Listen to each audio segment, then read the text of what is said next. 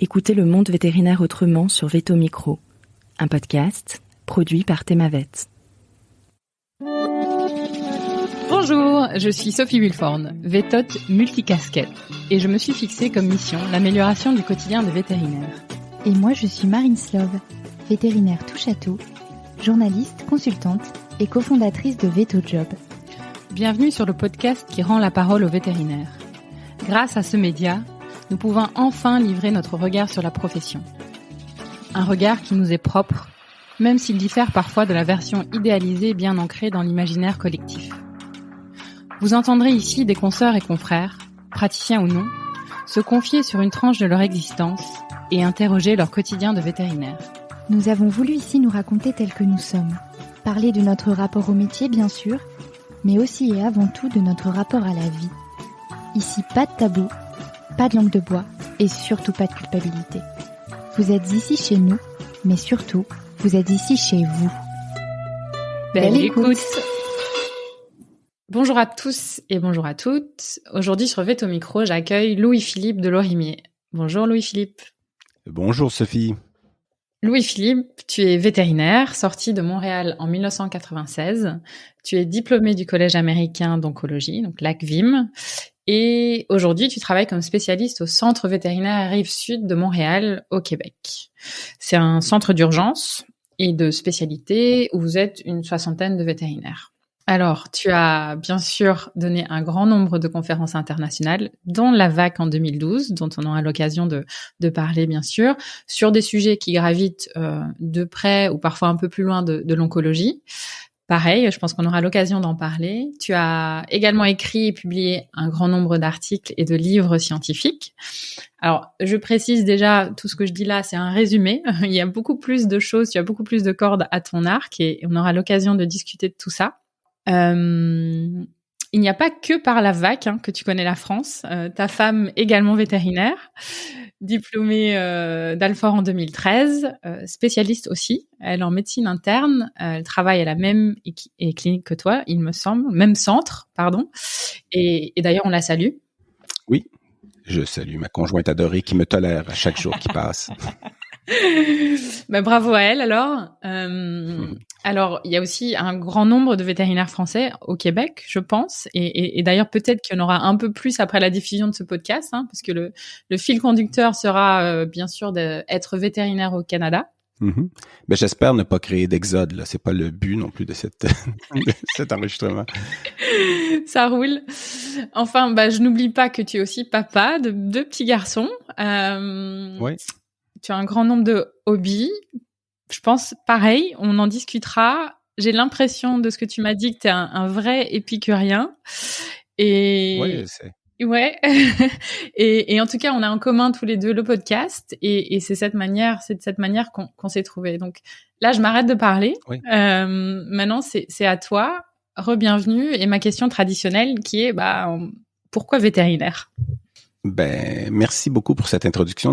Oui, effectivement, je vois que tu as bien lu ce que je t'avais envoyé puis que tu as enlevé ce qu'il fallait enlever parce qu'il y a beaucoup trop de choses. Alors, je remercie déjà les gens. Je suis désolé pour l'accent. Là, je sais pas si je dois être désolé, mais c'est l'accent québécois. Je vais essayer d'y aller avec l'accent international pour être mieux compris et éviter les expressions. Et tu pourras toujours mettre le lien parce qu'on s'est parlé un petit peu à micro fermé avant le début d'un petit bout, une petite vidéo de Solange qui parle. Solange te parle, qui est excellent pour tous ceux qui veulent venir au Québec. Vous devez regarder ça et ça va vous expliquer certaines contractions et expressions qu'on utilise au Québec de façon courante. Oui, pourquoi vétérinaire? J'ai écouté plusieurs de vos épisodes, presque tous, et c'est très bien. D'ailleurs, félicitations pour ce que vous faites. Et la réponse souvent recoupe celle des autres. Évidemment, quand j'étais jeune, j'avais des animaux à la maison, on avait des animaux, j'aimais sauver les animaux que je pouvais sauver. On a eu aussi, je suis un gars de la ville, je suis né tout près de Montréal ou en banlieue, mais quand même, qui est quand même une grande ville. Pour ceux qui ne le savent pas, il y a quand même près de 4 millions de personnes à Montréal. Donc c'est une grande ville et oui, les animaux de compagnie, j'avais des chiens, des chats, des lapins quand j'étais petit, des hamsters, des perruches, etc. La liste est longue. Puis mes parents aussi ont eu une maison de campagne. En fait, on a eu une maison de campagne quand j'étais jeune où il y avait nos voisins étaient les producteurs laitiers, alors des vaches laitières, etc. Donc, j'ai toujours été proche de ça et c'était déjà, j'ai retrouvé des textes que j'avais écrits quand j'étais tout petit ou quand la question était qu'est-ce que tu veux faire plus tard, ma réponse était fermier ou médecin vétérinaire, c'est-à-dire travailler finalement avec des animaux. C'était un peu ma réponse à ce moment-là. Donc, ça n'a pas vraiment changé depuis ce temps-là. Et dis-moi alors... C'est un peu une réponse facile. Si c'est la vérité, il n'y a pas de raison de réinventer autre chose. Non. Et la scolarité canadienne, alors, comment ça se passe? Comment est-ce qu'on devient vétérinaire au Canada? Ouais, là c'est différent quand même de chez vous, puis je sais un peu dans France parce que ma conjointe évidemment étant française m'a expliqué le plaisir de passer à travers les concours et tout ça. Et évidemment il y a un peu d'ironie, de sarcasme dans ce que je dis, mais ici c'est différent. Mais on a déjà le primaire qui est de 6 à 12 ans, l'école primaire. Après c'est ce qu'on appelle l'école secondaire qui est de 12, 13 à 16 ans environ. Et après, il y a ce qu'on appelle le cégep. Le cégep, c'est le collège d'éducation générale et professionnelle qui est, quand on veut aller en sciences pures ou appliquées, comme la médecine vétérinaire, c'est 2 ans. D'habitude, le programme, c'est un programme où il y a, les mathématiques, la physique, la chimie. C'est peut-être ce qui ressemble un peu au concours, mais en étant très différent. Et après, on peut entrer directement en médecine vétérinaire si on a les notes. Ce que je n'avais pas parce que j'ai eu trop de plaisir au cégep avec des amis. On jouait de la musique, on s'amusait à écrire des scénarios de films qui n'ont jamais été tournés à ce jour. Et donc, mes notes peut-être étaient pas à la hauteur de ce que j'aurais pu accomplir.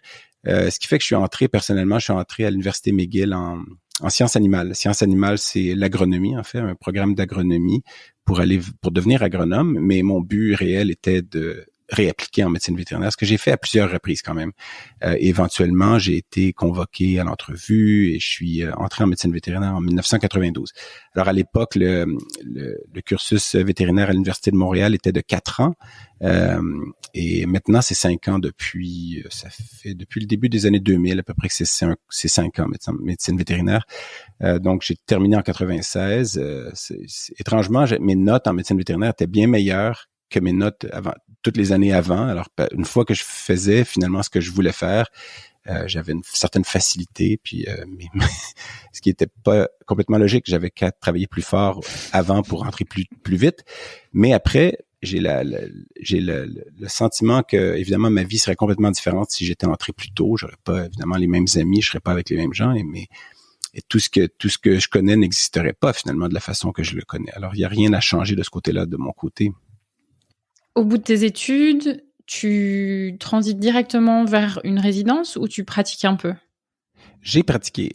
Donc là, déjà, pourquoi j'aime l'oncologie ou pourquoi j'ai décidé de faire ça, c'est ça. On recule un peu dans le temps parce que quand j'étais en médecine vétérinaire étudiant, j'ai été président de l'association étudiante des étudiants en médecine vétérinaire du Québec. Puis, en fait, j'étais vice-président au départ. Puis après, il y avait un congrès quand j'étais entre la première et la deuxième année de médecine vétérinaire aux États-Unis. Un congrès où le président parlait pas très bien anglais. Alors, il m'a demandé est-ce que ça te dit d'y aller parce qu'il faut envoyer un représentant. Alors, j'y suis allé puis j'ai rencontré là-bas un oncologue vétérinaire qui est cancérologue, comme vous dites en France, qui travaillait à l'Université de Caroline du Nord. Et puis moi, quand il m'a dit qu'il était oncologue vétérinaire, j'ai dit je sais pas c'est quoi ça. On n'a pas ça au Québec. Puis dans ces années-là, effectivement, on n'avait pas d'oncologue. Quand on entendait parler de cancer chez les animaux, c'était par les pathologistes. C'était une finalité en soi. Il y avait pas de traitement. On parlait pas de traitement. Donc quand j'ai un peu appris par ce congrès-là où j'étais allé au Wisconsin, c'était que l'oncologie vétérinaire existait. Donc, ça a allumé une petite ampoule dans ma tête. Et puis, mon chien, quand j'étais en 2e ou 3e année, mon chien est mort d'un hémangiosarcome qui était disséminé au diagnostic, qui était partout.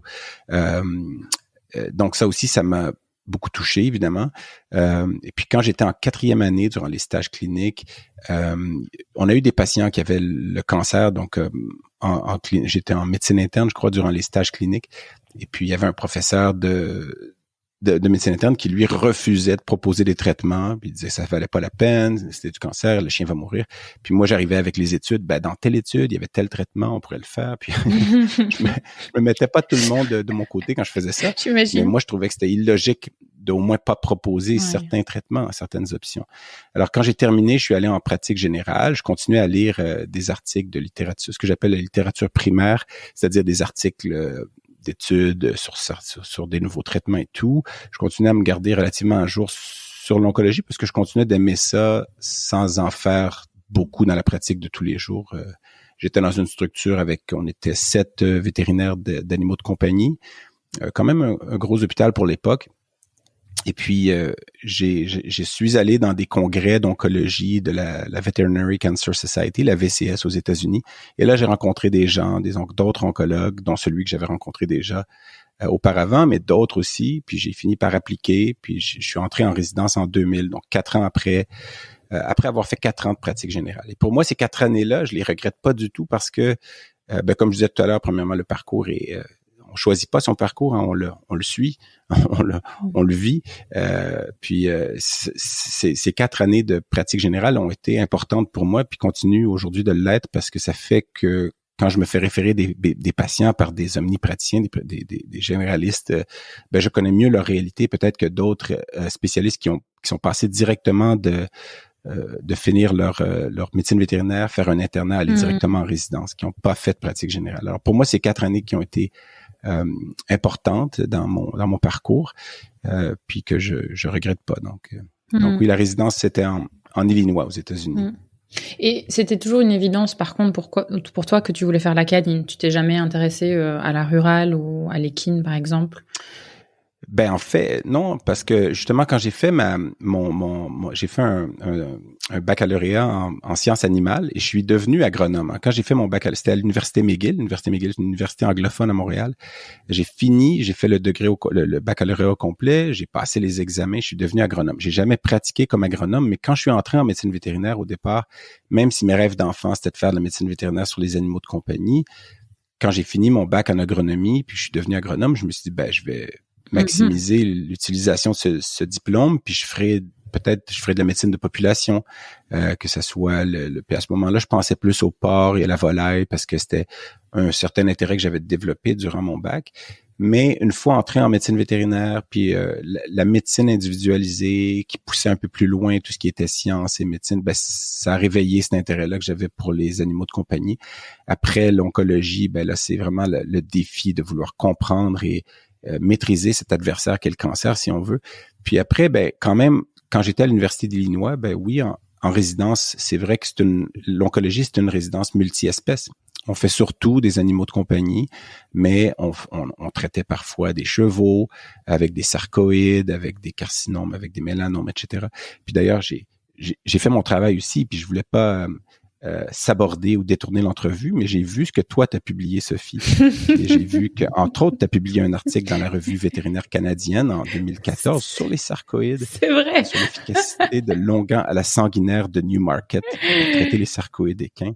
C'est vrai. Puis j'ai trouvé ça intéressant parce que je me suis dit, j'aime bien être l'invité en fait, mais étant donné que je suis aussi co-animateur d'un podcast vétérinaire au Québec, je me suis dit, je vais faire un détournement pendant un petit moment et mentionner le fait que c'était bien. Tu avais fait un article sur les sarcoïdes publié dans la revue vétérinaire canadienne quand même. Oui. Et le taux de réponse était très élevé. Et puis là, j'ai appris en lisant le résumé, parce que la revue vétérinaire canadienne, la plupart des articles sont en anglais, mais il y a souvent un résumé en français. Puis là, je voyais que le mot sarcoïde était écrit une sarcoïde. Et là, je suis tombé de ma chaise. Là, j'ai toujours dit un sarcoïde. Et là, j'ai cherché et c'est un mot épicène, donc il peut se dire une ou un sarcoïde. Au Québec, on dit presque toujours un sarcoïde. Et ça, j'aime bien ça quand ça m'arrive, parce qu'après, je sais pas combien d'années que je pratique, de savoir qu'un mot, je l'utilisais de façon erronée. Et j'en profite d'ailleurs pour saluer Camille Hanot, qui est une vétérinaire française qui pratique à Lausanne, qui est maintenant oncologue et qui a été mon interne spécialisé en oncologie et qui m'avait appris que que épistaxis, c'est féminin. Alors que moi, j'avais toujours dit un épistaxis. Puis un jour, elle me dit, mais c'est une épistaxis. Puis je dis, mais non, Camille, c'est un épistaxis. Et puis là, je vais sur mon téléphone, puis je me rends compte qu'elle a raison. Alors, c'est un moment d'humilité de se rendre compte que on croyait avoir raison. Alors, merci, Sophie, pour m'avoir appris que c'est une sarcoïde ou un, parce que c'est épicène, on peut dire les deux. Donc, avec grand plaisir. Donc oui, là-bas à l'Université d'Illinois, on traitait multi-espèces. Donc, on se faisait appeler par les gens des grands animaux pour traiter parfois justement des chevaux, des vaches, des moutons, même un chameau. Je me souviens, certains animaux qui venaient du zoo de Chicago, parce qu'on était à peu près à 2h30 de voiture au sud de Chicago où j'étais. Donc, j'ai toujours aimé ça. Je continue de le faire. Où je suis en ce moment, je traite, à 98% des chats et des chiens, mais de temps en temps, des furets, des oiseaux, j'allais dire des reptiles aussi. Donc, c'est encore quelque chose que je fais et que j'aime faire parce que pour moi, c'est ça la beauté de la médecine vétérinaire aussi, c'est de traiter plus qu'une espèce. Là. Et c'est quoi qui t'anime alors dans l'oncologie? Parce que tu as parlé de comment t'es arrivé, comment t'es tombé dans la marmite, comme on dit, mais aujourd'hui, qu'est-ce qui te plaît le plus dans cette discipline? C'est vraiment le défi le défi de diagnostic au départ. J'aime bien diagnostiquer, puis ça, c'est pas le cas de tous les oncologues que je connais, parce qu'il y a des oncologues que je connais qui aiment bien se faire référer des cas qui sont déjà, diagnostiqués béton, il n'y a plus rien à faire côté test, il reste qu'à traiter. Moi, j'aime bien diagnostiquer, donc déjà ce défi-là, après le traitement, évidemment, c'est pas de décider d'administrer des drogues et tout, mais plus de savoir est-ce qu'on va trouver quelque chose qui peut fonctionner pour ce patient-là. Puis malheureusement, il y a encore des cancers pour lesquels on n'a pas beaucoup d'options. C'est de moins en moins vrai. Là, il y a de plus en plus d'options et c'est exponentiel ces dernières années, un peu comme du côté humain. Mais il y a des cas où on comprend pas pourquoi, on donne un mauvais pronostic, puis le chien ou le chat ou l'autre animal finit par complètement nous faire mentir. Et ça, c'est les cas qui font que ça demeure quelque chose de plaisant à faire. C'est sûr qu'il y a les cas inverses où on parle d'un pronostic X, puis l'animal tombe à court de ça, vraiment de beaucoup. Mais ça, évidemment, c'est frustrant et triste. Puis il y a des semaines où tout va mal, puis il y a des semaines où on se dit pourquoi je fais ça? Tu sais, tous les cas, ça va pas bien. On les revoit, on pense que tout va bien, ils ont des métastases. Puis de ce temps-ci, j'en ai d'ailleurs récemment, j'ai les radiographies, j'ose plus en prendre parce qu'à chaque fois, puis ça c'est une différence entre la France et le Québec. Je prends encore beaucoup de radiographies alors qu'en France, c'est beaucoup des scanners. Tout le monde va au scanner. Je suis pas tout à fait d'accord avec ça. On pourra en parler si on parle de la petite conférence que j'avais donnée aux radiologistes il y a quelques années au Québec. Mais il reste que de ce temps-ci, donc ça vient par phase, ça. Mais pour moi, le défi, comprendre la tumeur, comprendre un peu mieux tout ce qui se passe au niveau moléculaire, puis trouver les bonnes cibles pour le traitement et tout. Et après, il y a l'histoire humaine aussi, le lien humain-animal, parce que souvent, c'est les gens qui se rendent jusqu'à moi ou qui se rendent jusqu'à nous, les oncologues, pour traiter leur animal, ils y sont très attachés. On espère que c'est pas des gens qui sont pas réalistes puis qui vont vouloir traiter à tout prix, mais plus des gens qui aiment beaucoup leur animal, puis que ça leur prend parfois un certain nombre de mois avant d'accepter une certaine fatalité. Et puis nous, on est là pour rendre cette durée de temps-là, on espère l'étirer, mais surtout l'améliorer la qualité de vie durant ce temps-là. Donc déjà, puis souvent, c'est ça qu'on a comme remerciement, c'est je sais que vous avez tout fait, mon chien a bien été jusque dans les derniers jours et je vous remercie pour tout ça. Puis les gens, parfois, ils ont eu le moyen de traverser certaines étapes du deuil ou du pré-deuil, si on veut, par les traitements, puis par ce qu'on a pu faire pour prolonger la durée de vie et la qualité de vie. Tu as donné des conférences, je pense, là-dessus. Enfin, c'est en tout cas un des sujets de conférence que tu avais évoqué, justement la gestion du deuil, l'accompagnement de fin de vie. Oui, j'ai fait ça au début, surtout de ma carrière. Maintenant, il y a des gens qui le font mieux que moi, je pense, parce qu'il y a beaucoup de gens qui se spécialisent un peu là-dedans, le deuil puis la fin de vie. Mais je l'ai fait beaucoup au début. J'ai donné des conférences vous appelez les ASV, on appelle les techniciennes en santé animale au Québec, les TSA.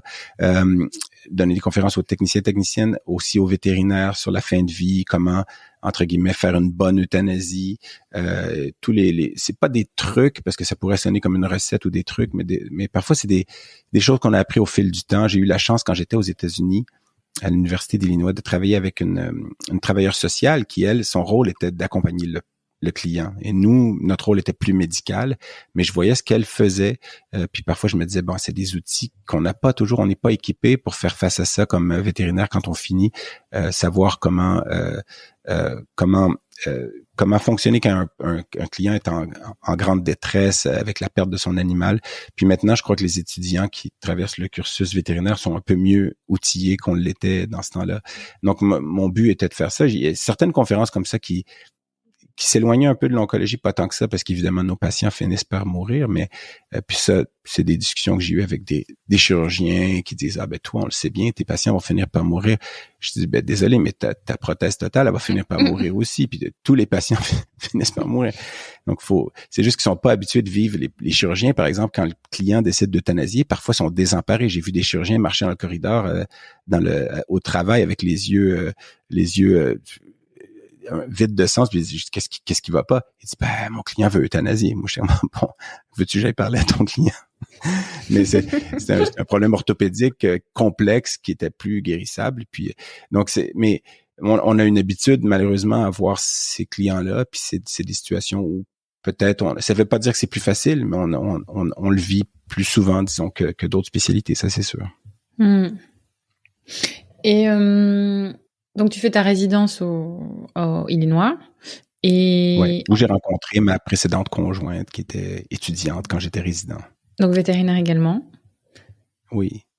Oui, puis elle a travaillé, c'est intéressant quand même parce qu'elle a travaillé en Illinois tout près de l'université où j'étais. Il y avait le centre antipoison qui est encore là, le centre antipoison de l'ASPCA, l'American Society for Prevention of Cruelty to Animals, la ASPCA. C'est le plus grand, le premier centre antipoison avec des toxicologues vétérinaires sur place.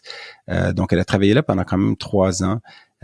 Puis après, bon, moi je lui avais dit, moi je vais retourner au Québec. Là. Je prévoyais rester. Je suis resté quand même 4 ans comme professeur là-bas après ma résidence, que j'ai beaucoup aimé parce que j'ai eu des résidents, j'ai formé des résidents, j'avais les étudiants, les internes et tout, le côté académique, la recherche. Puis d'ailleurs là, pour encore une fois détourner l'entrevue, j'ai vu que tu as publié récemment un article sur le tilludronate en pratique équine. Ça c'est dans le Journal of Equine Veterinary Science en 2022. Là, j'ai l'impression de redevenir l'animateur pendant 30 secondes, mais parce que en Illinois, quand j'étais là-bas, on avait travaillé beaucoup sur les biphosphonates. Hein. Donc, pour ceux qui ne le savent pas, les biphosphonates ou les aminobiphosphonates, c'est la classe de médicaments, entre autres, qui est utilisée pour traiter l'ostéoporose, mais qui spécifiquement réduit la résorption osseuse, donc ramène l'équilibre quand il y a de l'ostéolyse, etc. Nous, on les étudiait surtout pour voir s'il n'y avait pas un effet bénéfique pour contrer la douleur osseuse causée par l'ostéosarcome chez le chien, donc le cancer osseux primaire, mais aussi on l'utilisait pour l'hypercalcémie, pour les métastases osseuses et pour d'autres conditions aussi. Puis là, je vois que toi, tu es co-autrice d'un article portant sur 1804 chevaux traités. Je trouvais ça immense. Et puis, il y avait une efficacité sur 343 chevaux avec une dose unique intraveineuse. Puis, il y avait des chevaux chez lesquels ça continuait à mener à une amélioration de la qualité de vie même 1 an plus tard. Ouais. Alors, je trouvais ça très bien. Je te félicitais pour ça parce que je vois que certaines choses que tu as faites au fil des années recoupent ce que j'ai fait jadis quand je travaillais sur les biphosphonates. C'est drôle quand même. Hein. On dit qu'il n'y a pas de hasard, mais ça fait quand même 2 publications. Alors, j'en ai pas fait des dizaines, hein, j'avoue, mais je pense que j'en ai 3. Non, mais j'ai vu que tu en avais fait une sur l'hypertriglycéridémie des chevaux aussi, ce qui touche pas du tout à l'oncologie, mais l'hypertriglycérie, je savais même pas que les chevaux faisaient de l'hypertriglycéridémie ou l'hyperlipémie.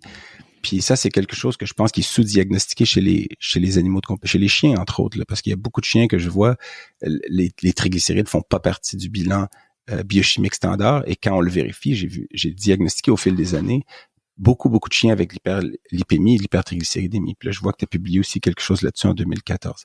Donc, j'arrête là, je vais arrêter de détourner l'entrevue, mais je voyais quand même que parmi les publications que tu avais faites, il y en a plusieurs qui touchaient des points sensibles de mon côté, là. Écoute, ravie d'entendre ça. En tout cas, je ne m'attendais pas du tout à ça en débutant ce podcast. Donc, bien joué, bien joué. Revenons-en à nos moutons. Tu ne me déstabiliseras pas si facilement. Notre podcast s'appelle Du coq à l'âne pour ceux qui veulent l'écouter. C'est un peu de ma faute. Je saute souvent du coq à l'âne. Et c'est très bien comme ça. Pourquoi tu voulais rentrer au Québec absolument? J'ai un attachement... je sais pas si je dirais patriotique ou enfin évidemment ma famille est ici. Je suis un amoureux de la langue française, même si mon accent diffère du vôtre. Puis en fait c'est vous qui avez un accent, moi j'en ai pas. C'est ce qu'on aime dire. En fait tout le monde a un accent, mais j'aime bien le français.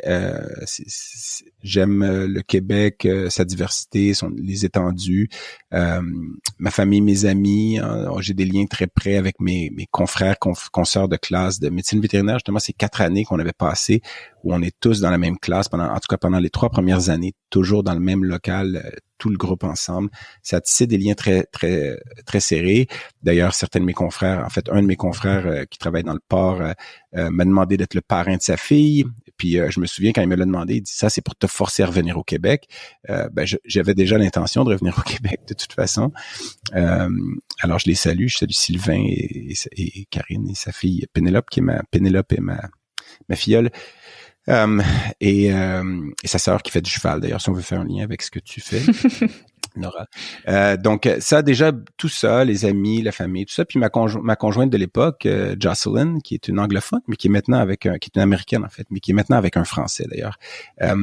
Et elle, je lui avais dit, je retourne au Québec. Puis elle venant de la région de Boston, ça faisait un peu son affaire parce qu'elle voulait retourner sur la côte est aussi. Elle aimait un peu moins le Midwest américain. Donc Montréal. Nous, on dit Boston, hein, vous dites Boston.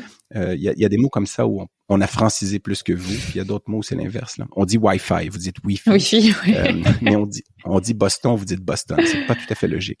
Mais elle vient de la région en fait, elle vient de Salem. C'est une sorcière, comme j'aime bien le rappeler.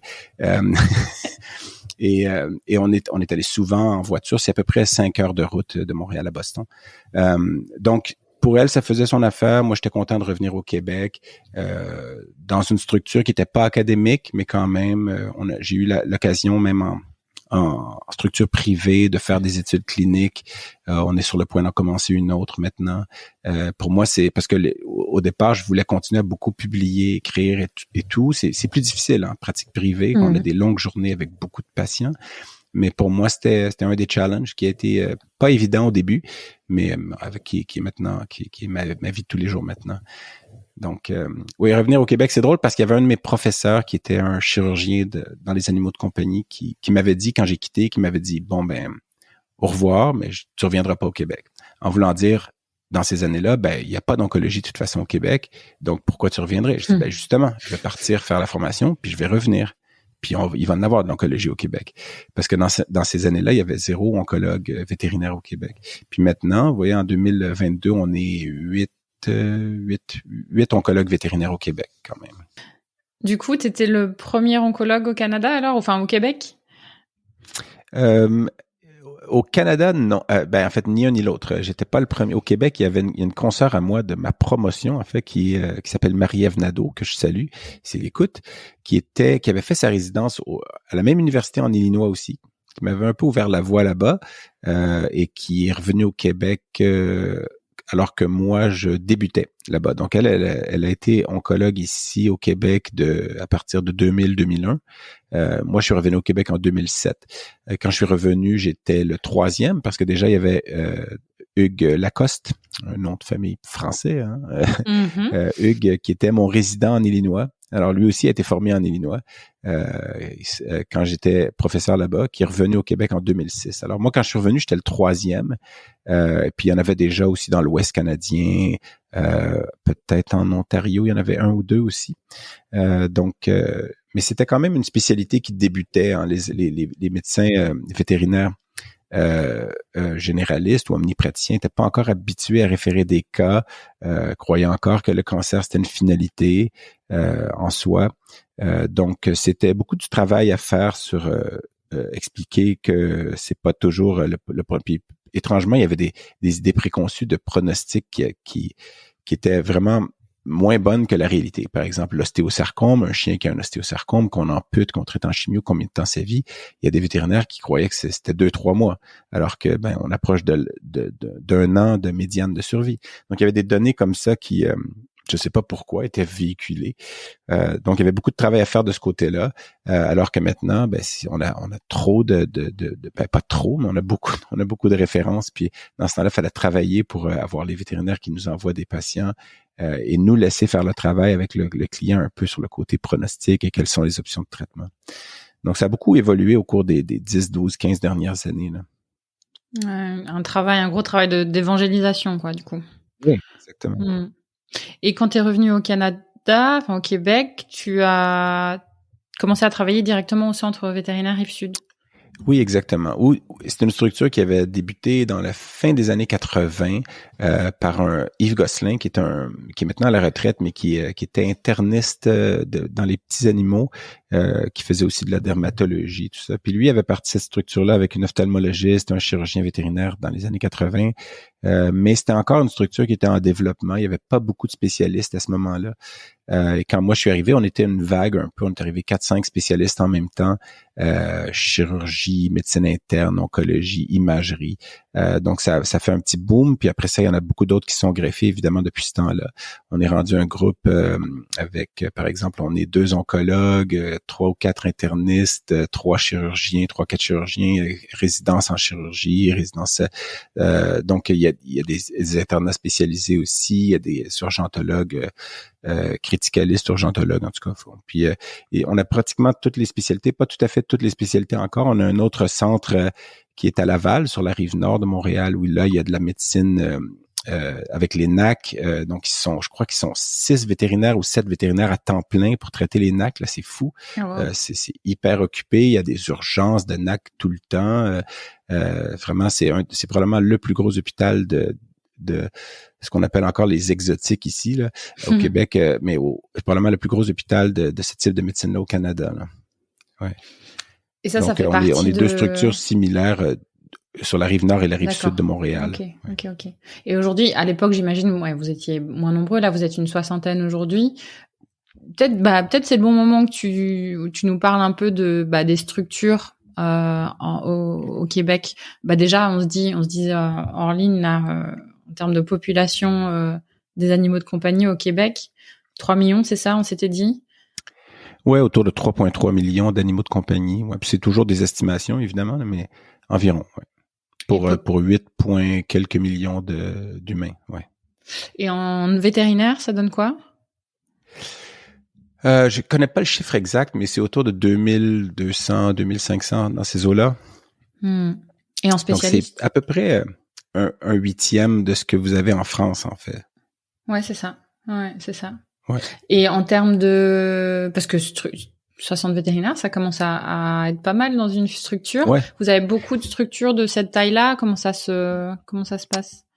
Au Québec, il y a à Québec, à la ville de Québec, il y a une structure qui est assez similaire, qui est assez grosse, qui s'appelle le groupe vétérinaire ou le centre vétérinaire d'Aubigny. D'Aubigny, qui était un Français qui était venu au Québec, qui avait créé la première école vétérinaire dans les années 1800 quelques. Après, il y a à Montréal, il y a le centre DMV, où travaillent beaucoup en fait, on se connaît, hein, c'est nos compétiteurs entre guillemets, mais tout le monde se connaît parce que le monde des spécialistes vétérinaires est quand même pas si grand que ça. On a notre structure sur la rive nord, celle sur la rive sud, on en a une maintenant sur l'île de Montréal, puis eux ont un peu la même chose, ils ont leur gros centre sur Montréal, puis une structure un peu plus petite sur la rive nord, sur la rive sud. Donc ça c'est des structures de spécialité. Il y a toujours l'école vétérinaire évidemment qui est à Saint-Hyacinthe, qui est à peu près à 45 minutes de Montréal. Une des grosses différences, je pense, entre les pratiques, parce qu'évidemment, il y a les groupes, les grands groupes internationaux qui sont infiltrés au Québec comme partout ailleurs, comme en France, en Angleterre et tout. Je ferai pas le comparatif avec un cancer qui métastasie, mais par défaut, je pourrais, mais il reste qu'une des grandes différences entre la pratique peut-être au Québec et en France, puis en Europe, ou en tout cas en France, je veux dire, mais c'est beaucoup le nombre d'ASV qu'il y a dans un hôpital, que ce soit une petite ou une grande structure. Nous, en général, le ratio, c'est 2 ASV par vétérinaire.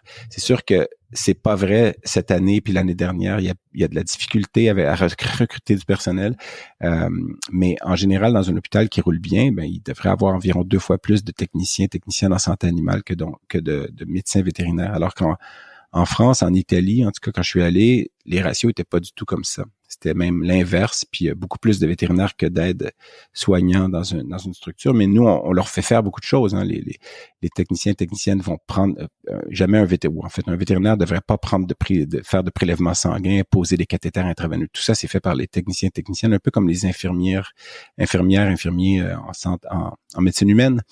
Donc, il y a cette différence-là où quand on va en Europe, on n'est pas habitué de voir des médecins vétérinaires faire certains gestes qu'on considère des gestes techniques qui ici sont faits par des aides-soignants. Donc, il y a des différences comme ça qui sont un peu, pas, j'allais dire philosophiques, c'est plus que philosophique, c'est littéralement une façon de fonctionner qui est différente, là, parfois. Moi, j'avais été surpris quand je suis allé en France, puis j'ai vu cette différence entre autres, là, ouais. Ça fait longtemps que c'est comme ça, ou c'est quelque chose qui a évolué, cette relation ASV, cette délégation d'actes? C'est quelque chose qui a évolué. Je crois que quand j'étais déjà quand j'étais jeune vétérinaire, j'aimais ça, poser des cathéters intraveineux puis faire des prises de sang. Puis c'est des gestes qu'on avait appris, puis là finalement on le faisait sur des vrais patients. Mais après on se rend compte que par exemple, un médecin, oui, évidemment, ils font des gestes techniques. Les chirurgiens, on fait des gestes techniques, mais en humaine, quand même, il y a certains gestes que c'est toujours les infirmières. Puis qui est meilleur pour prendre un prélèvement sanguin qu'une infirmière qui fait ça à journée longue? C'est l'infirmière. Le médecin sera pas aussi bon. Alors ça devrait être la même chose en médecine vétérinaire. Puis effectivement, il y a encore des endroits et certaines cliniques où le vétérinaire insiste pour être celui ou celle qui pose le cathéter. Mais nous, dans nos structures, c'est très rarement le cas. Si un médecin vétérinaire pose un cathéter sur un chien ou un chat, c'est parce qu'il manque vraiment de staff cette journée-là ou où toutes les techniciennes sont occupées. Et puis en général, ça va être moins bien posé que si ça avait été une technicienne. Donc, je pense que cette évolution-là a eu lieu dans les 15-20 dernières années, mais c'est pas encore généralisé comme tel. Mais en même temps, c'est une valorisation de leur profession parce que les techniciens et techniciennes dans leur cursus, c'est ça qu'elles font, c'est ça qu'ils font. Ils posent des cathéters, ils se font montrer comment. Les vétérinaires ne devraient pas non plus tenir les animaux qui se font prendre des radiographies ou qui se font imager. Ils sont en charge de tout ça, le laboratoire évidemment. Mais ça va au-delà de ça. Moi, en oncologie vétérinaire, je prescris, par exemple, ma dose de chimiothérapie, j'examine le patient, je regarde les résultats sanguins, mais après, le cathéter, la préparation du médicament dans la hotte de chimiothérapie, l'administration du médicament, ça, c'est mes techniciennes qui vont faire ça. Je dis mes techniciennes comme si elles m'appartenaient, c'est pas mes techniciennes, les techniciennes avec qui je travaille, j'essaie de jamais dire ça parce que je trouve que c'est un abus de langage, mais donc les techniciennes avec qui je travaille qui sont meilleures que moi pour faire tous ces gestes techniques-là. Donc, je leur fais entièrement confiance pour ça. T'as mentionné, t'as pas utilisé le mot tel quel, mais t'as mentionné la situation de pénurie. Je pense que ça probablement, potentiellement, va faire évoluer les choses aussi chez nous. Moins on a de vétérinaires, plus on aura besoin de déléguer nos actes. Ouais. Possiblement. Ouais. Ici aussi, il y a une pénurie de médecins vétérinaires comme tels, dans certains domaines plus que d'autres. Mais il y a aussi en ce moment, malheureusement, une pénurie de techniciens et techniciennes en santé animale parce que, la pandémie a causé toutes sortes de bouleversements, mais aussi, par exemple, en centre d'urgence, c'est parfois difficile. Il faut trouver des gens qui vont être d'accord pour travailler aussi certaines heures parce que nous, c'est 24/7, hein, ça roule toujours. Il y a des urgences à chaque heure du jour et de la nuit, jours de fin de semaine ou de semaine. Donc, il y en a que c'est fait pour eux de travailler de nuit aux soins intensifs, où il y a parfois 25-30 patients qui sont plus ou moins critiques. Il y en a que c'est pas fait pour eux, puis quand ces personnes-là, ou même ceux pour qui ça va avec leur train de vie, quand ils vieillissent puis décident d'avoir des enfants, évidemment, ça devient plus compliqué. Donc, c'est parfois difficile. On recrute. C'est pas les salaires qui sont les plus importants, c'est vraiment les conditions de travail, la capacité de la conciliation, travail-famille, tout ça devient de plus en plus, évidemment, logiquement aussi important. Puis c'est pas évident pour un employeur avec le type de structure qu'on a de pouvoir satisfaire à ça toujours. Puis donc ça c'est en évolution constante aussi. Puis la pandémie a joué un rôle là-dedans, peut-être. Le côté générationnel joue un rôle là-dedans, peut-être aussi. Mais après, il faut s'adapter. C'est des choses qui changent avec les années, évidemment. On s'adapte comme employeur aussi. T'as vu quoi d'autre comme gros changements sur les dernières années? Je pense que la pandémie a causé toutes sortes de... Mais nous, la pandémie a causé toutes sortes de changements radicaux et rapides. Puis on le mentionnait avant le début de l'entrevue, mais quand il y avait le confinement, mais moi, je marchais à Montréal avec mon chien parce que c'était une des exceptions. On avait le droit de sortir après 8 heures avec son chien. Mais les gens qui marchaient avec leur chien, c'était presque tous des chiots. Donc, les gens, je me demandais s'ils étaient allés chercher un chien pour pouvoir sortir après 8 heures ou s'ils voulaient un chien parce qu'il y avait la solitude du confinement et tout, ou un mélange des deux peut-être. Mais il y a eu ça qui est arrivé et il y a eu de plus en plus de... Donc ça a changé le côté pratique générale, beaucoup de nouveaux patients. Il y a eu, évidemment, des gens qui ont quitté l'emploi pour toutes sortes de raisons. Il y a eu, évidemment, il y a eu beaucoup d'absences causées par la COVID elle-même. Donc, beaucoup de gens, quand le virus rentre dans une structure, nous, on est à peu près 250 employés où je travaille au centre, incluant vétérinaires, aides-soignants, personnel de réception, comptabilité, etc. Il y a beaucoup de gens, même si on séparait les services, quand le virus rentre dans dans la structure, c'est pas drôle, comme tout le monde le sait. Puis après, en plus, on a eu une cyberattaque en 2020, à peu près 6 mois après le début des pandémies, confinement, tout ça. On a eu une cyberattaque où on est retourné au format papier avec aucun horaire. On savait plus qui venait ce jour-là parce qu'on n'avait plus accès à aucun dossier. Les gens se pointaient le matin, on disait « Ah, bonjour, c'est vous aujourd'hui qu'on voit. Pouvez-vous nous rappeler qu'est-ce qu'il a, votre chien? » On n'avait plus. Puis nous, il y a des patients qu'on voit à chaque semaine. Bon, évidemment, ceux-là, on les connaît bien, mais on n'avait aucun accès à tous leurs résultats antérieurs. Tout était bloqué parce qu'il y a eu du cryptage de données, c'était des rançongiciels. Ça a été pire sur le moral des troupes que la pandémie. Puis c'est arrivé quelques mois après la pandémie. Donc pour nous, pour notre structure, ça a été atroce. Là. Ça a été moralement difficile. Ça a été très, très difficile. On s'en est remis, évidemment, puis c'est beau de voir la force de l'humain qui s'adapte, parce qu'on voyait ça tous les jours. Normalement, on fait des genres de caucus, c'est-à-dire des caucus, on se rencontre le matin à heure fixe. Tous les gens qui sont libres et qui peuvent se libérer de leur tâche se rencontrent pendant 2 minutes pour dire, bon, voici aujourd'hui. Il y a des petites notes au lieu de se faire par courriel, mais durant la pandémie, c'est retourné c'est sur le téléphone, on se parle par téléphone, personne n'est dans la même salle en même temps. Donc, il y avait un éloignement comme ça. Puis je trouve que où je suis, par exemple, même si on est une grosse structure, on essaie de faire des occasions où on peut se voir en dehors du travail, des rencontres sociales, mais tout ça, c'est disparu. Donc là, il y avait des nouveaux employés qu'on connaît pas en dehors du travail, puis ils ont tous des masques en plus. Je trouve que ça devenait très difficile. Déjà, moi, j'ai de la difficulté à reconnaître à me souvenir des prénoms des gens, mais si en plus, je peux même pas reconnaître leur visage, ça devient difficile, là. Donc, je pense qu'il y a eu tout ça qui est arrivé. Beaucoup de patients étaient immensément occupés. Les urgences, c'est incroyable comment c'était occupé. Moi, en oncologie, j'étais peut-être un petit peu moins touché par cet aspect-là. Mais le nombre d'urgences, les médecins vétérinaires généralistes qui, normalement, faisaient un certain tri de ce qui nous référait ou pas, se sont mis à nous référer beaucoup plus parce qu'eux-mêmes n'arrivaient pas à suivre la cadence avec tous les nouveaux patients qui étaient des jeunes animaux qui n'avaient jamais été vus. Donc, ça a créé un orage parfait pour que ça soit le bordel partout, finalement. Ouais. Mais ça s'est aplani un peu depuis ce temps-là, mais c'est encore très occupé. Et ça, tu penses que ça contribue aussi, on va dire, aux problématiques dans la profession. On en a parlé pareil aussi un peu hors antenne, le taux de suicide, les jeunes qui se désintéressent malgré eux de la profession. Oui, ça joue un rôle. Je pense que les clients, la clientèle, les propriétaires d'animaux deviennent de plus en plus demandants. Puis ils ont le droit, ils veulent demander de la qualité de soins et ils deviennent plus spécifiques à propos de ce qu'ils veulent. C'est plus difficile. Parfois, il y a des gens, puis la pandémie n'a pas aidé à créer, puis c'est pareil, en France, la droite, la gauche, il y a des scissures qui se créent, des séparations, des gens qui, après, il fallait même argumenter avec certains clients pour, faut que vous portiez le masque si vous entrez dans l'édifice. Non, moi, je porte pas le masque, j'y crois pas à ce virus-là. Il y avait des discussions comme ça avec des clients. Je dis, je suis désolé, mais si vous faites pas ça, vous pouvez pas entrer dans le building. Je peux voir votre chien, mais vous entrez pas, tu sais. Moi, j'ai l'âge où je peux parler à un client sans trop me retenir, mais il y a des jeunes vétérinaires qui trouvent pas ça facile, puis des employés qui se font engueuler par des clients et tout. On a vu ça plus souvent ces dernières années et ça crée un climat qui est pas évident. Je l'ai vu de mes yeux, des poursuites aussi, des plaintes à l'ordre alors que les gens ont fait leur travail, puis la personne décide qu'il y en a qui ont ce réflexe-là beaucoup plus qu'avant de sauter direct à la plainte. Donc, ça crée des climats de travail difficiles, ça n'a pas aidé. Puis en plus, c'est très, très occupé. En plus, il y a la cyberattaque, il y a le virus.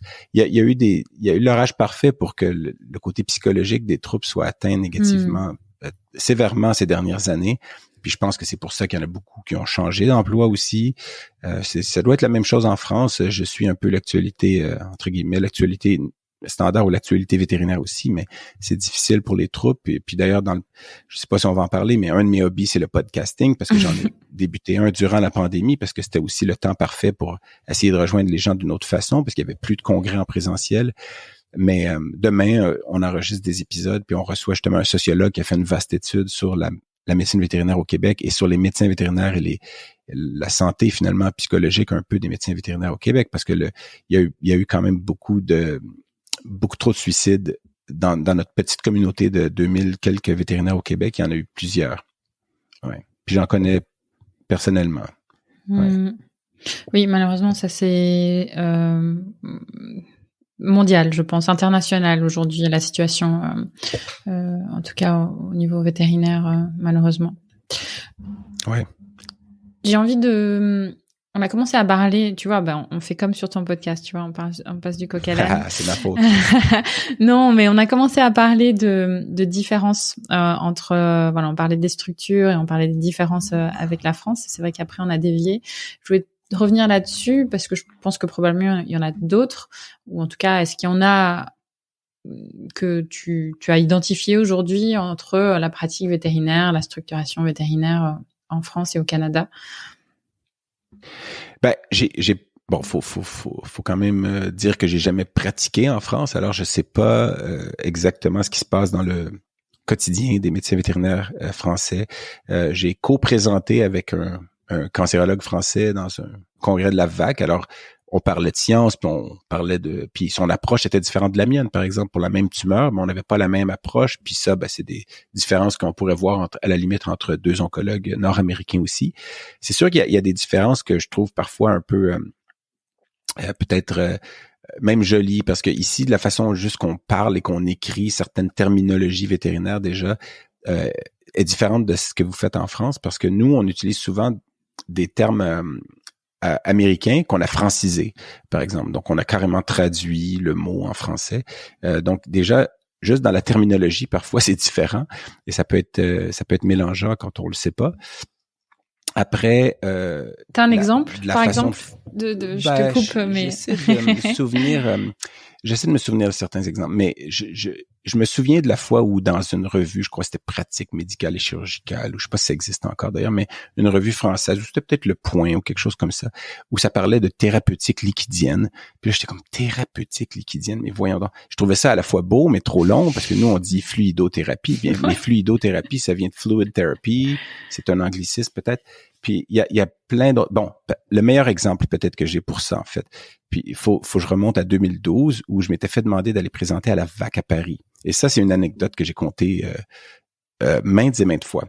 Je m'étais fait demander d'aller présenter donc à la VAC en 2012 à Paris au CNIT. Et puis d'ailleurs pour la petite histoire, ma future conjointe était dans l'assistance, mais elle était étudiante vétérinaire à Alfort à ce moment-là. Et elle se doutait pas que le gars au podium était pour éventuellement être le père de son enfant. Mais si son cousin écoute, son cousin Clément en France, à qui j'ai dit qu'elle est tombée en amour avec moi ce jour-là, et lui aime bien mousser cette histoire-là. Je l'ai dit plusieurs fois, puis elle aime pas trop quand je fais ça, mais trop tard maintenant, c'est enregistré. Voilà. Alors, elle est tombée en amour avec moi ce jour-là. Et moi, je monte au podium avec mon style québécois, mon accent, puis je m'étais mis un peu à déconner au microphone, alors que tous les autres conférenciers étaient très sérieux, présentaient leur matériel. Mais surtout, c'est que moi, je présentais une conférence où on m'avait imposé le sujet, ce que je n'étais pas habitué, parce que normalement, on se fait inviter à un congrès, voici, on veut que vous donniez 3-4 conférences. Nous, on donne 8 sujets, puis ils choisissent parmi ces 8-là les 3-4 qu'ils veulent qu'on présente. Mais là, c'était non, vous allez présenter ces 4 sujets-là. Puis le titre de ma première conférence, c'était le circumanalome canin, 2 points, comment le traiter, comment l'approcher, je sais pas quoi. Mais moi, circumanalome, j'avais jamais utilisé ce terme-là, j'avais jamais utilisé le mot circumanalome, je l'avais jamais prononcé. Et puis là, nous, on appelle ça des tumeurs des glandes périanales. En anglais, c'est perianal gland tumors. J'hésite à dire, mais perianal gland tumors, tumeurs des glandes périanales. Alors, carrément, on prend le mot américain, on le traduit. Mais circumanalome, je trouvais ça beau. mais j'avais jamais utilisé ça. Et là, je présentais une conférence et c'était ma première diapo. C'est ce qui était écrit, en gros. Puis je suis arrivé au podium en disant, bon, voici mon titre, mais j'ai jamais dit ce mot-là avant aujourd'hui. Puis après, ma crainte, c'était surtout que les gens me comprennent pas à cause de l'accent, puis mon style aussi qui était très différent des conférenciers français. Mais finalement, ça avait quand même bien été, au-delà du fait que j'avais jamais dit le mot circumenalum avant la présentation. Donc, mais il y en a plein d'autres. Il y en a plein d'autres qui me viennent pas nécessairement à l'esprit, mais il y a beaucoup de... Quand je lis un article, je comprends bien de quoi il parle, mais à chaque fois, je sourcille avec certains mots. Ah oui, c'est vrai, nous, on dirait ça, eux, ils disent ça. C'est une différence, mais ça, c'est une différence de nomenclature. Ouais. Après, de la façon que ça fonctionne, si on passe... on a parlé tout à l'heure des aides-soignants. Je pense que les nôtres sont peut-être un peu plus impliqués dans certains actes techniques, puis le ratio est pas le même, comme je disais. Mais au jour le jour, si on a un chirurgien qui fait une chirurgie, ben après, il faut que ça se ressemble. Il faut qu'il répare son ligament croisé ou qu'il mette sa prothèse ou je sais pas quoi. En oncologie, ben il y a des différences. Je sais qu'en France, par exemple, les oncologues, s'ils donnent de la chimiothérapie intraveineuse, ben il faut que le chien soit gardé ou le chat soit gardé 24 heures en clinique, ce que j'ai jamais trop compris. Parce que ça, la loi avait changé pas longtemps avant que j'y aille. Et pour moi, c'était incompréhensible, mais je pense que ça, c'est de la législation au-dessus des médecins vétérinaires. C'est pas eux qui ont décidé ça. Mais pour le reste, parce que je suis allé en Italie aussi, puis je suis allé en Italie puis à Rome, où il y avait un oncologue vétérinaire comme moi, spécialisé du collège américain. Et il devait poser un cathéter sur un chien ou un chat, je me souviens plus. Puis là, il appelle un autre vétérinaire, l'autre vétérinaire tient le chien, et lui, il pose le cathéter. Mais j'étais comme, mais sont où les techniciennes? Puis il dit, il y en a une seule, puis elle est à la réception, elle répond aux gens qui entrent, puis qui viennent payer les factures, acheter de la bouffe et tout. Je dis, mais c'est pas ça, le rôle d'une technicienne, ça, c'est une réceptionniste.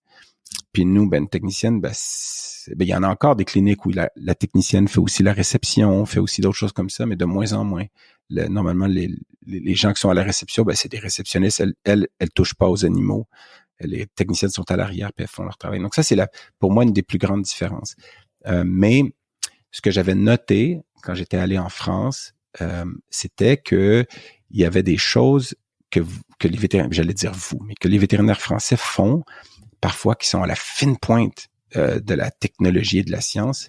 Pas toujours avec les études à l'appui, mais quand même à la fine pointe. Donc, tel appareil avec 3-4 lasers qui fait bip bip et qui détecte telle chose. Mais à côté, il y avait quelque chose qui font que nous, on fait plus depuis 20 ans. Donc, qui est un peu, pour moi, c'était, on fait plus ça comme ça. Je dis, mais ça, c'est à la fine pointe, on fait pas encore ça comme ça. Donc, on dirait que c'était des deux extrêmes parfois, au lieu d'aller vers le juste milieu. Et puis, j'essaie de baser ma vie autour du fait d'éviter les extrêmes, là, puis de viser plus le juste milieu quand c'est possible. Mais je trouvais ça un peu drôle. Puis en Italie, j'ai vu un peu la même chose. Donc, je me demandais si c'était européen, cette façon-là d'aller, parfois de pousser à l'extrême dans un sens, mais de garder la bonne vieille façon pour autre chose. Ça, c'était une différence que j'avais notée. Puis quand je parle à des vétérinaires français qui maintenant pratiquent au Québec, ils me disent, effectivement, cette différence-là, elle existe, elle est réelle. En France, c'est souvent comme ça. On va trouver des petites choses qu'on va pousser la technologie, mais on continue de faire la bonne vieille façon pour plein d'autres choses. Et ça, c'était une distinction que j'avais notée. Tu citais d'ailleurs que sur l'oncologie, par exemple, qu'on faisait beaucoup de scanners et que toi, aujourd'hui, tu faisais encore beaucoup de radio. Oui, ça semble que c'est moi qui fais de la médecine archaïque, mais c'est parce que ça, c'est quand j'avais donné une conférence, un tout petit groupe, là, il y avait peut-être 40 participants à ce congrès-là. C'était un tout petit congrès qu'un collègue de ma promotion, Marc-André Danjou, que je salue, qui est médecin vétérinaire radiologiste ici au Québec, qui a fait sa résidence aux États-Unis, à Tufts, près de Boston, avec Dominique Péninck, qui est une radiologiste bien connue, d'origine belge. Et puis, lui, il a écrit des livres sur l'échographie abdominale et tout. Là. Il est connu quand même pour ceux qui font de l'échographie, ils devraient connaître son nom. Et Marc-André m'avait invité à un colloque d'imagerie vétérinaire francophone à Baie-Saint-Paul. Baie-Saint-Paul, c'est dans Charlevoix, au Québec. C'est un endroit qui est très, très beau sur le bord du Saint-Laurent. L'endroit où le Saint-Laurent fait à peu près 5 km de large, là, le fleuve. Donc, très, très, là, où on approche de l'est du Québec, puis le fleuve s'élargit, là, c'est gigantesque. Puis c'est beau, c'est majestueux et tout. Puis là, on a un petit colloque avec 40 invités, puis il m'avait demandé, veux-tu venir présenter à des imagistes une conférence? Puis je dis, OK, qu'est-ce que tu veux que je présente? Il dit, j'avais pensé à peut-être qu'est-ce que l'oncologue veut des radiologistes dans les rapports d'imagerie. Puis j'avais trouvé ça immensément intéressant comme sujet, donc je m'étais mis à travailler puis à aller chercher du côté humain, tout ça, puis du côté vétérinaire. Puis c'est la première fois que je me faisais demander de donner cette conférence-là, puis je trouvais ça, le travail déjà était intéressant. En même temps, les radiologistes avec qui je travaillais déjà depuis 6, 7, 8 ans, ils savent un peu ce que je veux parce qu'ils sont habitués déjà de travailler avec moi, mais les autres le savent peut-être pas. Donc, j'ai travaillé là-dessus. Puis il y a un vétérinaire imagiste français que certains auditeurs connaissent sûrement, qui s'appelle Franck Durieux, qui venait pour le colloque, donc il est arrivé une semaine à l'avance. Puis je le vois dans les où je travaille, parce qu'il connaît bien Marc-André et les autres. Puis il me dit, tu sais, en France, beaucoup de gens ont des scanners maintenant, et tout le monde fait des scanners. Et des radiographies, on en lit beaucoup moins qu'avant, presque plus. Puis je dis, mais voyons, pour moi, c'est pas logique d'éliminer une technique d'imagerie simplement parce qu'elle est un peu moins sensible, ou en fait beaucoup moins sensible dans certains cas pour découvrir certaines structures. Je comprends le point, mais de sauter à dire que le scanner est mieux, donc faisons des scanners surtout, pour moi, c'était pas logique. Et là, je suis allé travailler, chercher. J'ai complètement changé ma conférence dans les 3 jours qui restaient parce que je savais qu'il y avait beaucoup d'imagistes français qui étaient pour être là. Et moi, ma conférence était axée sur ce que je fais dans ma vie de tous les jours. Donc là, j'ai essayé de l'adapter pour le côté européen de l'assistance. Et c'est là que j'ai changé en parlant un peu de surdiagnostic. Parce que pour moi, de faire des scanners sur tout, on augmente le risque de trouver des lésions. Donc oui, parce que c'est plus sensible, mais de trouver des lésions qui sont parfois des trouvailles fortuites, sans aucune importance clinique, mais qui, parce qu'on l'a découverte, va changer complètement le cours de ce qu'on fait par la suite. Par exemple, on a un chien qui a un ostéosarcome, on veut l'amputer et traiter en chimiothérapie. On décide de faire un scanner du corps en entier, on trouve des lésions. Évidemment, le chien a 7-8 ans, mais ces lésions-là, c'est des trouvailles fortuites. On peut pas toujours aller au bout du diagnostic, mais parce qu'on dit au client, là, on a trouvé un petit nodule à tel endroit, on sait pas ce que c'est. Le client veut plus amputer, veut plus traiter en chimio. Pourtant, il était prêt à le faire. Si on avait fait des radios de thorax, on n'aurait pas trouvé de métastase pulmonaire radiovisible. On aurait amputé, on aurait traité en chimio. Le chien aurait vécu en moyenne 11 mois. Maintenant, il va vivre 3-4 mois parce qu'on l'ampute même plus. Il va avoir mal éventuellement, il va faire une fracture pathologique, il va se faire euthanasie au bout de 4 mois. Pourquoi? Parce qu'on a fait une trouvaille fortuite de quelque chose de peut-être bénin. Alors, la trouvaille d'un test plus précis de quelque chose de bénin a entraîné le décès plus rapide du chien.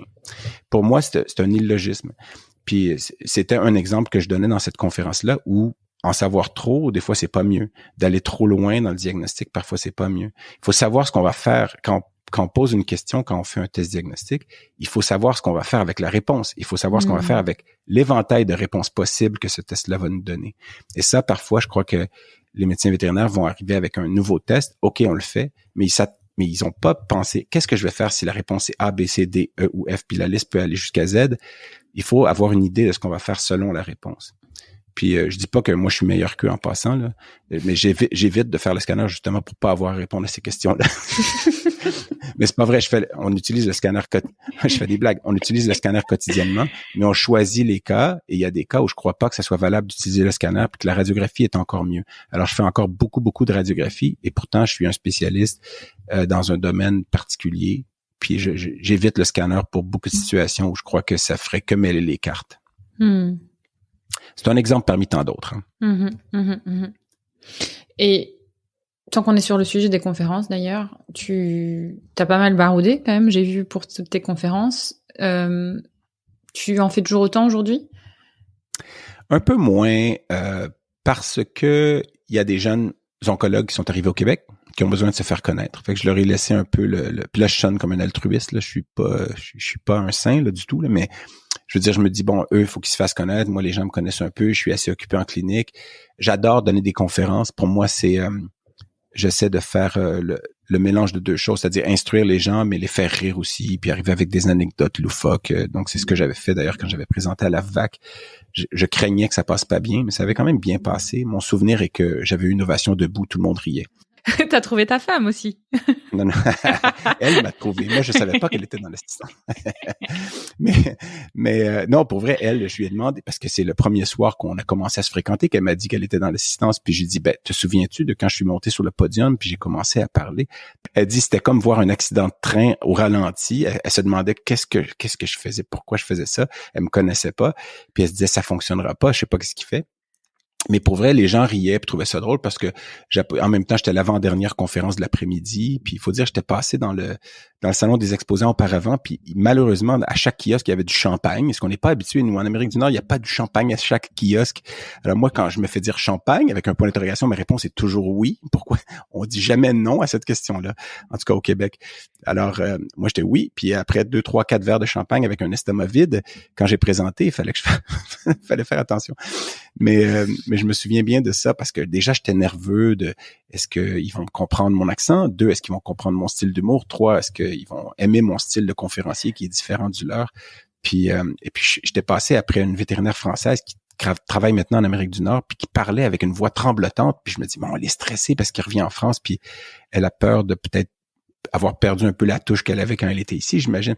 Après, c'était Dan Rosenberg qui parlait, qui lui était un interniste qui était parfait, là, le conférencier parfait, tout était. Puis j'étais en admiration, puis c'était même un sujet d'endocrino qui m'intéressait pas du tout, mais je trouvais ça intéressant parce qu'il était tellement bon. Puis je dis mais ils vont me détester. Moi, je vais arriver avec mon style animé de. Puis finalement, bon, j'ai dit, bof, OK, on y va, puis pourquoi changer? Puis là, j'avais commencé en faisant des blagues, puis en disant, bon, je sais pas si vous allez comprendre mon accent, parce que malgré mon nom, qui est très français, avec un prénom royal, puis une particule, pourtant, j'ai aucune noblesse, je viens du Québec, et puis j'espère que vous allez comprendre. Je pourrais vous parler en québécois, mais là, c'est parce que vous allez rien comprendre. Je parle de même, parce que là, c'est un accent très nasillard, là, puis sinon, je peux vous parler à la française, mais là, c'est la cata, la conséro, ou sinon, je vous parle avec un accent semi-international comme ceci, si ça vous convient. Puis là, j'avais fait ça pour commencer la conférence, puis là, j'avais dit, puis là, les gens riaient quand même, là, j'étais content. Je me dis, yes, ça fonctionne. Puis je dis, là, vous êtes en train de vous demander, mais c'est qui ce mec? C'est un Anthony Cavana blanc? Puis après, ça avait ri là aussi. J'étais comme, bon, c'est bien parti. Puis j'avais continué et ça avait bien été. Mais tu vois, j'en donne moins, mais j'avais quand même ce désir-là de divertir. Puis c'est drôle parce que j'ai un bon ami qui était médecin vétérinaire, qui est maintenant humoriste au Québec et qui fait donc de l'humour, du stand-up, et puis qui est un des plus connus humoristes au Québec, qui s'appelle François Bellefeuille.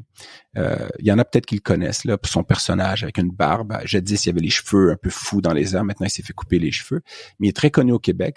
C'est un bon ami à moi. Puis lui, il a fait ce saut-là d'aller à l'école de l'humour à Montréal, puis d'aller en humour carrément. Pas parce qu'il aimait pas la médecine vétérinaire, mais parce que il avait le sentiment que c'était sa carrière, c'était son appel, c'était ça, c'était de faire de l'humour, faire rire les gens et tout. Puis ça fonctionne visiblement bien parce que c'est un des hauts placés, disons, dans le domaine de l'humour au Québec.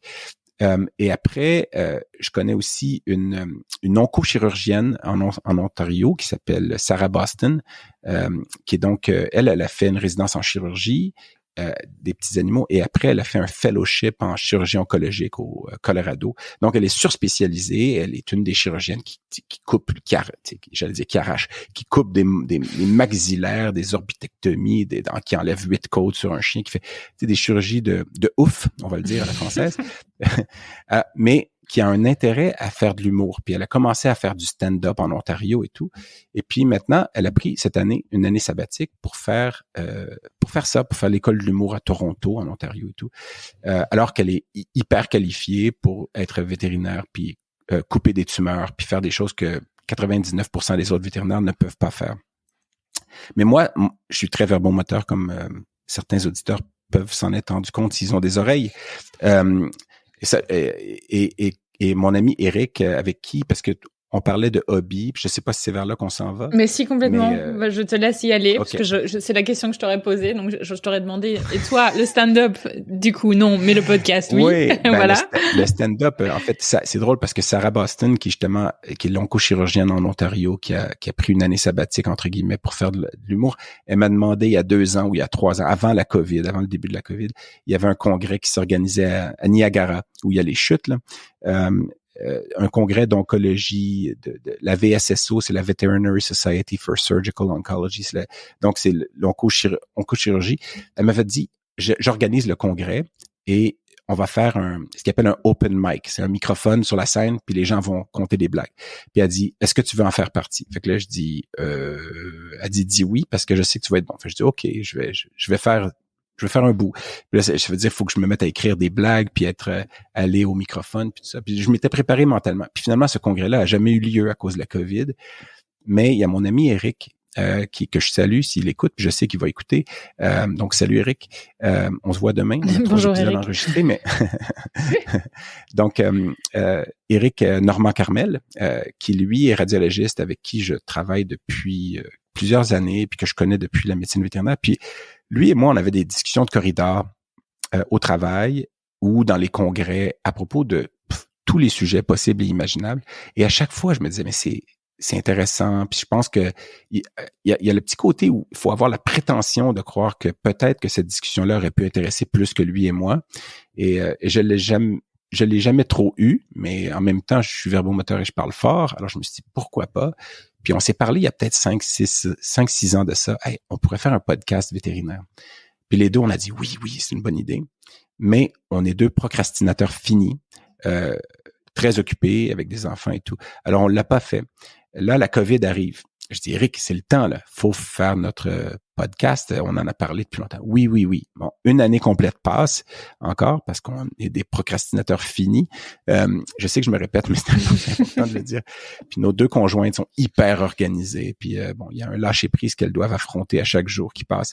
Mais donc, Eric et moi, finalement, on sait qu'il y a moi, je dis, il y a le conjoint d'une consoeur de classe à moi qui est pathologiste, Claudine, que je salue, son conjoint Sébastien, qui a parti un studio d'enregistrement pour les podcasts et tout. Puis là, on dit, écoute, on va communiquer avec lui. Puis finalement, il nous dit, oui, on a des disponibilités pour les enregistrements. Puis je sais bien, comme toi, tu le fais, on n'a pas besoin d'un studio.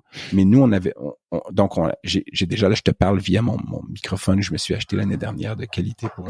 Désolé, il y a mon chat qui se fait les griffes sur son tapis. J'entends. Salut le chat. C'est Yvette la chatte qui a qu'un œil. OK, Yvette, t'es pas obligé d'aller jusqu'au bout, là. Alors, ouais, c'est tous des animaux rescapés qu'on a. On en parle d'ailleurs dans les épisodes. Mais là, on a finalement décidé, on y va. Et puis nous, on a appelé ça du coq à l'âne parce que effectivement, c'est mon hobby peut-être qui prend le plus de mon temps en ce moment. J'en ai plusieurs autres, mais celui-là, c'est bien parce que bon, je peux assouvir ma soif de parler puis de faire des palabres sur différentes choses. Puis en même temps, c'est sur la médecine vétérinaire, mais c'est aussi sur le lien humain-animal. C'est un peu comme vous, on a un invité différent à chaque fois.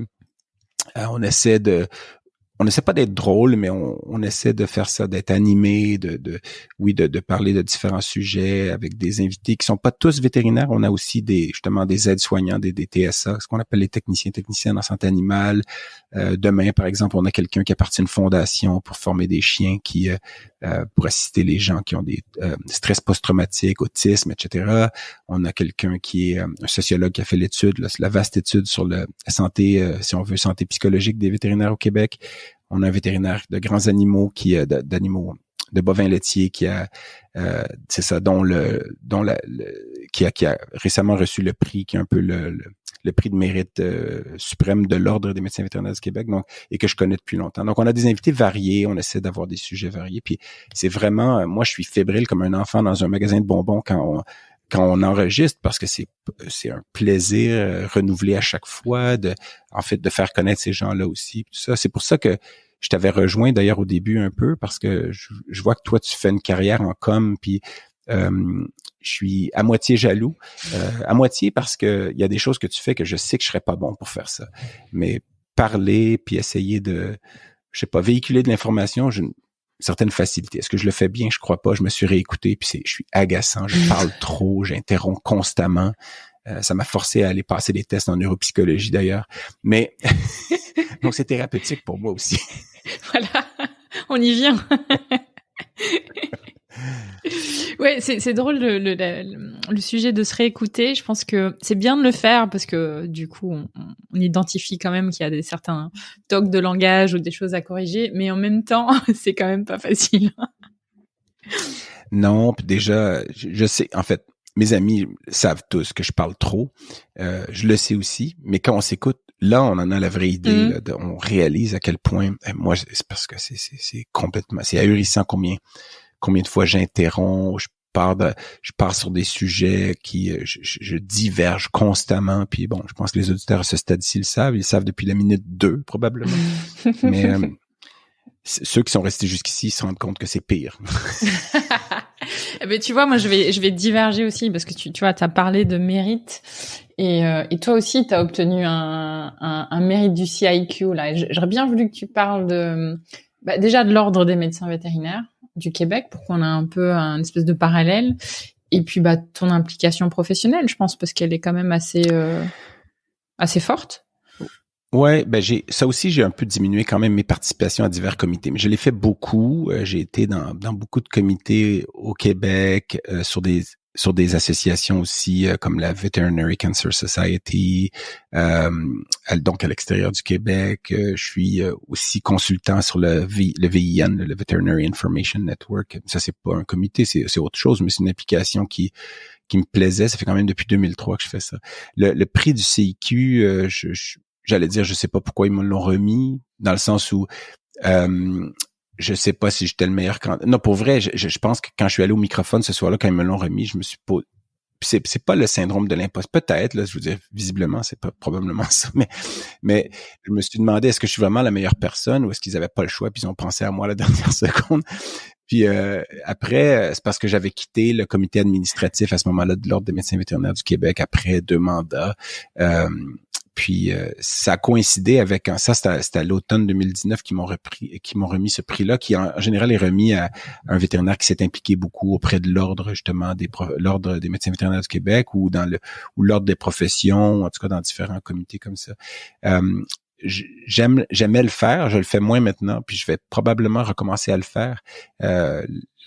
Ça a coïncidé effectivement, c'est ça, avec la COVID, faut dire aussi la séparation, parce que moi j'ai eu la séparation avec mon ex-conjointe qui a été difficile pour moi. J'aime pas trop en parler, pas parce que je veux pas parler de moi, mais surtout parce que au départ, quand c'est arrivé, le plus difficile, c'était pas la séparation avec la personne, avec ma conjointe, c'était plus de savoir que je verrais mon fils seulement la moitié du temps.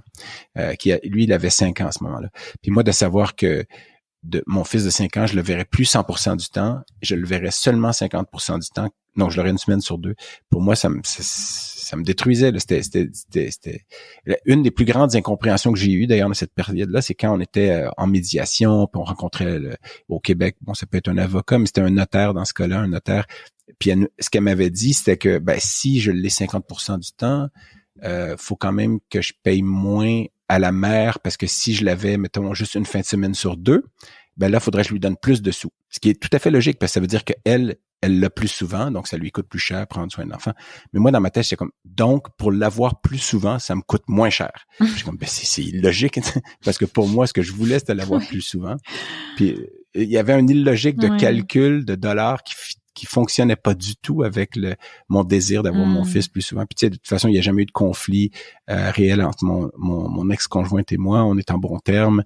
Puis d'ailleurs, tout à l'heure, j'ai fait un sound check avec elle avant de débuter l'entrevue, parce que ma conjointe actuelle, puis il fallait qu'on se parle de toute façon de notre fils, là, mais ma conjointe actuelle enseigne à la faculté à l'Université de Montréal aujourd'hui. Puis je voulais pas la déranger, donc je dis je vais appeler mon ex pour lui dire que je vais aller porter telle chose pour mon fils. Donc, je voulais juste voir que le microphone fonctionnait bien. Mais on s'entend bien. On s'entend bien. Puis c'est ça que je disais tout à l'heure. Elle est avec un Français, je suis avec une Française. Donc voilà, tout se recoupe. Mais je disais ça parce que c'est ça. Donc mon implication, j'en ai fait beaucoup, un peu moins dans les dernières 3 années. Mais ça veut pas dire que je vais pas recommencer. Il y a beaucoup de choses comme ça j'ai un bébé de 10 mois à la maison. Je suis un vieux père.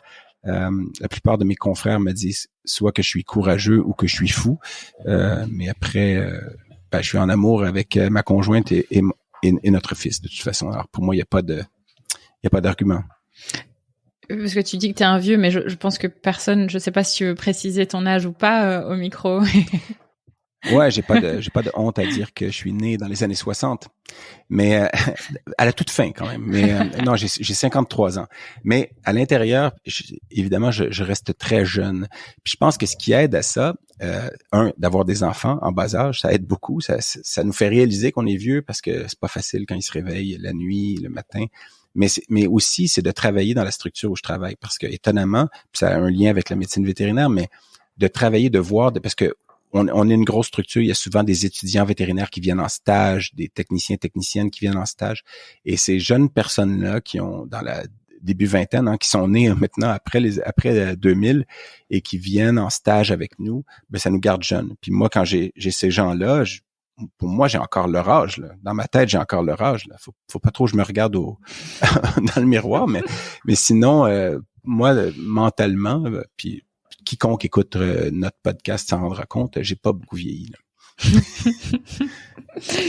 mais c'est vrai, c'est presque le syndrome de l'imposteur de l'âge en fait. Hein. Je vois exactement ce que tu veux dire. On se voit pas vieillir en fait en vrai, souvent.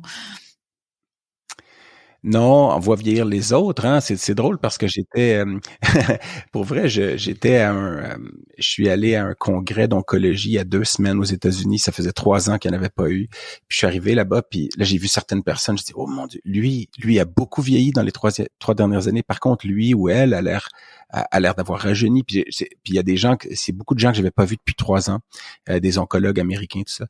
Puis il y en a, pourquoi il avait l'air d'avoir vieilli? Ils ont décidé durant la COVID qu'ils arrêtaient de se teindre les cheveux. Bon, alors maintenant ils ont les cheveux gris, mais vraiment gris, alors qu'ils étaient noirs il y a 3 ans, mais en réalité ils se teignaient les cheveux depuis 10 ans, mais moi je le savais pas, ils ont arrêté durant la COVID. Donc il y a des choses comme ça alors que moi, avec ma nouvelle conjointe et tout, on s'est mis à faire de la randonnée, ce que j'ai toujours aimé faire, mais avec mon ancienne conjointe, on faisait pas trop ça. Puis ma conjointe actuelle, Anne-Sophie, on fait de la randonnée, tout ça. Alors j'ai perdu du poids, je me suis remis en forme. Après la rupture, ça avait pas été facile, mais donc il y a des gens qui me disent t'as l'air bien, t'as perdu, tu sais. Donc oui, après faut se maintenir en forme, puis d'avoir un bébé de 10 mois à la maison, je peux vous dire que ça aide. Mais je suis allé à un congrès vétérinaire québécois la semaine dernière, et puis là il y a des gens que je vois que je connais qui ont gradué en même temps que moi et qui me disent je suis grand-parent maintenant, puis leur petit-fils est plus vieux que mon fils. Ça, je trouve ça très drôle. Puis je dis OK, ton petit-fils a 15 mois, mais mon fils a 10 mois. Donc, en tout cas, puis il y a pas moyen de regretter son parcours, parce que c'est ça que vous faites. Votre podcast porte sur le parcours des gens, mais le parcours, c'est quelque chose qu'on peut pas changer. On peut prévoir changer le futur, mais le passé, évidemment, on peut pas. Puis comme je disais tout à l'heure, un parcours, c'est pas quelque chose qu'on planifie, c'est quelque chose qu'on subit ou qu'on vit. Mais moi, jamais je changerais un iota de ce qui s'est passé dans le passé, parce que justement, c'est l'effet papillon. On change une chose, le reste n'arrive plus. Alors pour moi, c'était essentiel que ma conjointe actuelle tombe en amour avec moi en novembre 2012 à la VAC à Paris. Autour d'une conférence. C'est ça, c'est une blague que je continue de faire tourner. J'aime bien. D'ailleurs, je lui ai dit que quand ça fera 10 ans qu'on est ensemble, 10-15 ans, elle va commencer à croire que c'est ça qui est arrivé. Ah oui, à force, bien évidemment. Et la suite, du coup, je vais pas te demander ce que tu changerais parce que tu me dis rien, mais comment tu vois la suite dans ta vie pro ou perso d'ailleurs, hein? Je sais pas. C'est là où je suis un peu à moitié jaloux de toi, parce que je me dis peut-être que je pourrais. Puis je dis à moitié, ça sonne mal. Hein, ouais, j'avoue, je me vexe pas facilement. La moitié de ce que tu fais, j'approuve. Le reste, c'est de la. Oui. Non, c'est pas ça. C'est pas ce que je dis. C'est qu'il y a des choses que tu fais, je suis certain que tu serais pas meilleur que moi, mais que tu es apte à le faire, puis je le serais pas carrément. Mais il y a comme le podcast, j'adore faire ça. Est-ce que c'est une carrière? Je pense pas. Est-ce que c'est un ajout à ce que je fais? Puis je sais pas où ça va me mener. Puis on vient de commencer, ça fait qu'1 an qu'on fait ça. Après, il y a des Eric et moi, on parle de autre chose qu'on peut faire qui pourrait nous amener plus loin de ce côté-là, qui pourrait être intéressant et dont je peux pas trop parler parce qu'il y a des projets qu'on veut garder. Pas secret, mais ça sonne bizarre tout ça, mais un peu, juste parce qu'on sait pas encore où on va aller avec ça. J'aime encore profondément ce que je fais, c'est-à-dire soigner des animaux, diagnostiquer des animaux qui ont le cancer, aider des familles avec des animaux qui ont le cancer, apprendre aux vétérinaires ce que je sais. Je l'ai moins fait ces dernières années, mais je veux recommencer à justement écrire, à donner des conférences et tout ça. J'ai moins de patience qu'avant avec certains, par exemple avec les propriétaires d'animaux qui sont peut-être parfois pas faciles. Puis je fais attention quand je dis pas facile, parce que ce que j'ai appris au fil des ans, c'est que les gens qui sont parfois des clients entre guillemets difficiles. C'est souvent des gens qui ont de la difficulté à accepter la fatalité de ce qui va arriver avec leur animal. Donc, je peux pas les blâmer. Parfois, la colère ou le ressentiment va ressortir.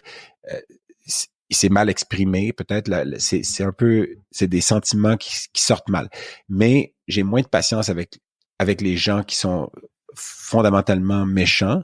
Et ça, j'ai moins de temps à perdre avec ça, disons, en vieillissant, puis beaucoup moins de patience qu'avant avec ça.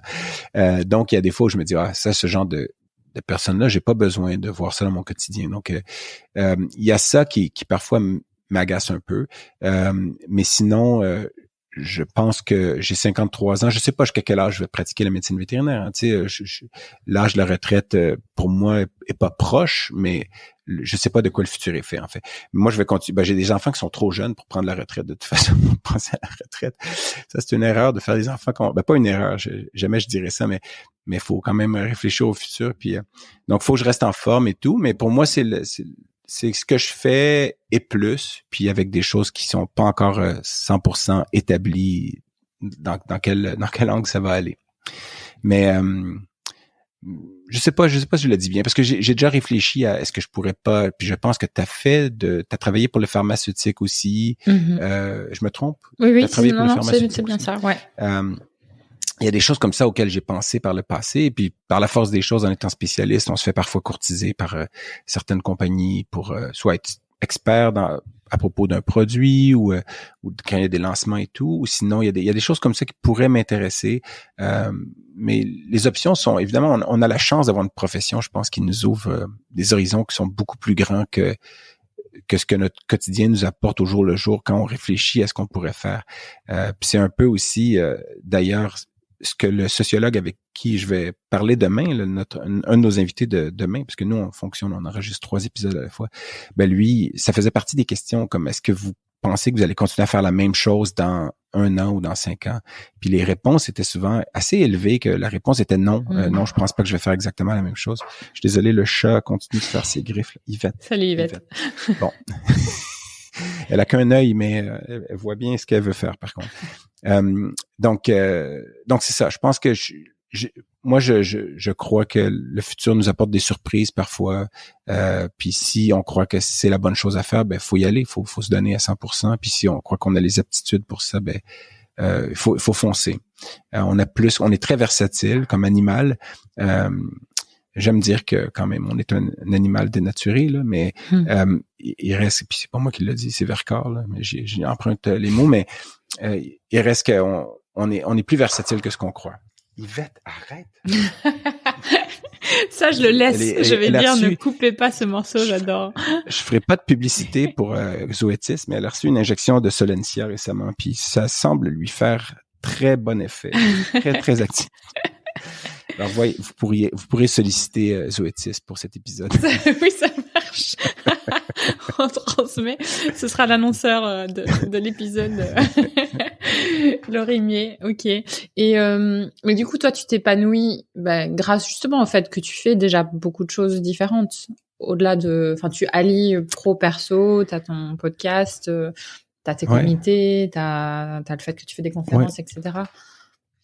Ouais, je continue oui, je m'intéresse évidemment à tout ce qui arrive avec mes enfants, parce que j'ai mes amis que leurs enfants, ils ont justement 20 ans et plus, ils volent de leurs propres ailes. Moi, faut que je m'occupe de mes jeunes enfants, mais sinon ces hobbies-là, je remercie ma conjointe de me laisser le temps que ça prend, parce que, par exemple, demain, c'est la journée complète en studio. On a 3 invités. On fait aussi une capsule. On va avoir une technicienne, justement. On va faire une capsule express sur les dons de sang chez les animaux, comment ça fonctionne. C'est un peu plus pour le grand public, pour parler de ce qui se fait de ce côté-là,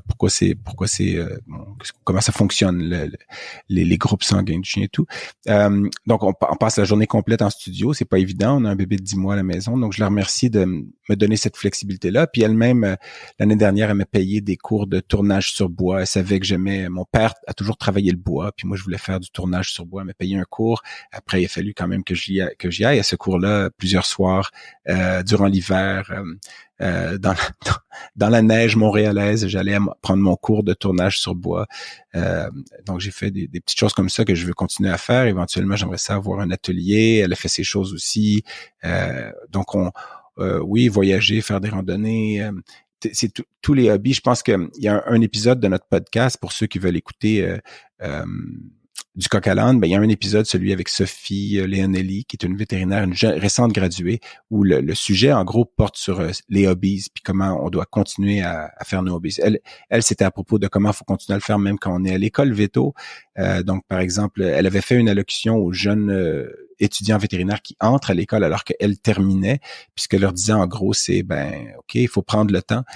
Quand vous avez 5 minutes de libre, vous croyez, là, peut-être je devrais étudier, mais en réalité, vous savez que vous avez 5 minutes de libre. Prenez ces 5 minutes-là pour sortir la guitare qui dort sinon dans le coin sur son support, ou pas perdre sa dextérité. Il faut continuer à faire ce qu'on aime, peu importe le hobby. Puis je crois que c'est vrai, puis c'est vrai à tout âge de la vie, puis indépendant de la profession qu'on fait. C'est pour ça que tu l'as fait aussi. Tu as décidé d'en faire une carrière finalement. Je sais pas, je te mets des mots dans la bouche, mais j'imagine que tu te sens à ta place quand tu es en communication puis tout ça. Puis je le sens bien. Tu le fais mieux que moi déjà. Ça, c'est ton syndrome de l'imposteur qui parle encore. Non, mais je t'envoie des fleurs. Pas à moi, mais c'est très gentil. Merci. Oui, je pense que je suis d'accord avec toi. Je pense que c'est je pense s'autoriser à s'épanouir. Je pense, je le vois un peu comme ça. Oui. Et c'est quelque chose que j'encourage, quelle que soit la profession, et aussi, je crois fermement que les deux sont possibles, qu'on peut continuer à être vétérinaire praticien et s'épanouir dans son métier et à côté sur d'autres choses. Et c'est d'ailleurs en s'épanouissant sur d'autres choses qu'on s'épanouit d'autant plus dans son métier. En tout cas, moi, je le perçois comme ça. Mm-hmm. Voilà. Oui, je suis 100% d'accord. C'est impressionnant les médecins vétérinaires que je connais et même ceux que je connais pas. Parfois, je vois ce qu'ils font à côté, puis c'est impressionnant, la diversité, le talent, c'est vraiment c'est fascinant. C'est fascinant. Évidemment, on est des humains comme les autres, donc il n'y a pas de surprise de ce côté-là qu'on puisse faire tout le reste aussi. Mais parfois, on a l'impression, oui, on est des êtres très minutieux. Faut faire notre travail, c'est ça. On est bon là-dedans. Puis en médecine vétérinaire, quand on étudie, on voit pas trop le reste. On avait l'occasion de voir le reste, nous, dans les spectacles. Hein, c'est comme ça que François, mon ami qui est devenu humoriste, lui, quand il y avait le spectacle avec où on faisait à chaque année il y avait différents spectacles qui portaient différents noms. Moi, je jouais de la musique, je faisais des blagues. Lui, il faisait du stand-up, là, puis il était déjà bon. Beaucoup moins bon qu'aujourd'hui, mais quand même, il y avait déjà ça en lui. Puis il y en a d'autres que c'était des hobbies complètement différents. Puis, mais cette diversité-là, elle est là. Puis c'est ça. C'est important de la cultiver puis de continuer à diversifier, puis à utiliser toutes nos aptitudes finalement. Ouais. S'autoriser, je pense. Parfois, on fait peut-être pas encore assez. Il y a d'autres choses dont tu voudrais parler aujourd'hui sur ce podcast? Moi, je suis sûr qu'on a dépassé le temps alloué. Il n'y a pas de temps. J'ai pas regardé. on parle et puis quand on a marre, on s'arrête. Et puis j'ai le luxe aujourd'hui d'avoir quelqu'un qui fait le montage, donc ça c'est agréable maintenant. Okay. Je sais pas, il y a la question habituellement que tu poses à la toute fin. Je sais pas si tu la poses maintenant ou avant. S'il y en avait d'autres. C'est d'abord savoir si toi, avant que je la pose, s'il y avait d'autres choses dont tu voudrais parler. Mais effectivement, j'allais te demander quels conseils tu donnerais aux jeunes vétos fraîchement sortis d'école. En fait, à moi ou aux jeunes vétos qui sortent de l'école. À toi, okay. Jeune véto, en fait, qu'est-ce que tu lui dirais? Aux jeunes vétos qui sortent, qui sont pas moi, je dirais, justement, premièrement, investissez-vous dans votre travail, oui, mais gardez en tête que vous êtes la personne la plus importante, vous êtes plus importante que chacun de vos patients parce que si vous prenez pas soin de vous, vous pouvez pas prendre soin des autres. Puis ça, c'est la même chose que ce qu'ils nous disent dans l'avion quand ils disent de mettre le masque sur vous avant de mettre le masque sur l'autre personne à côté. Et ça, c'est une logique implacable. Hein. Là, à chaque fois que je l'entends, je me dis, c'est vrai pour toute chose dans la vie. Il faut être sûr de prendre soin de soi avant de prendre soin des autres. Alors, c'est peut-être le meilleur conseil qu'on peut donner. Après, à moi, si je me voyais sortir de l'école, je dirais fais exactement ce qui est supposé arriver parce que sinon ça arrivera pas.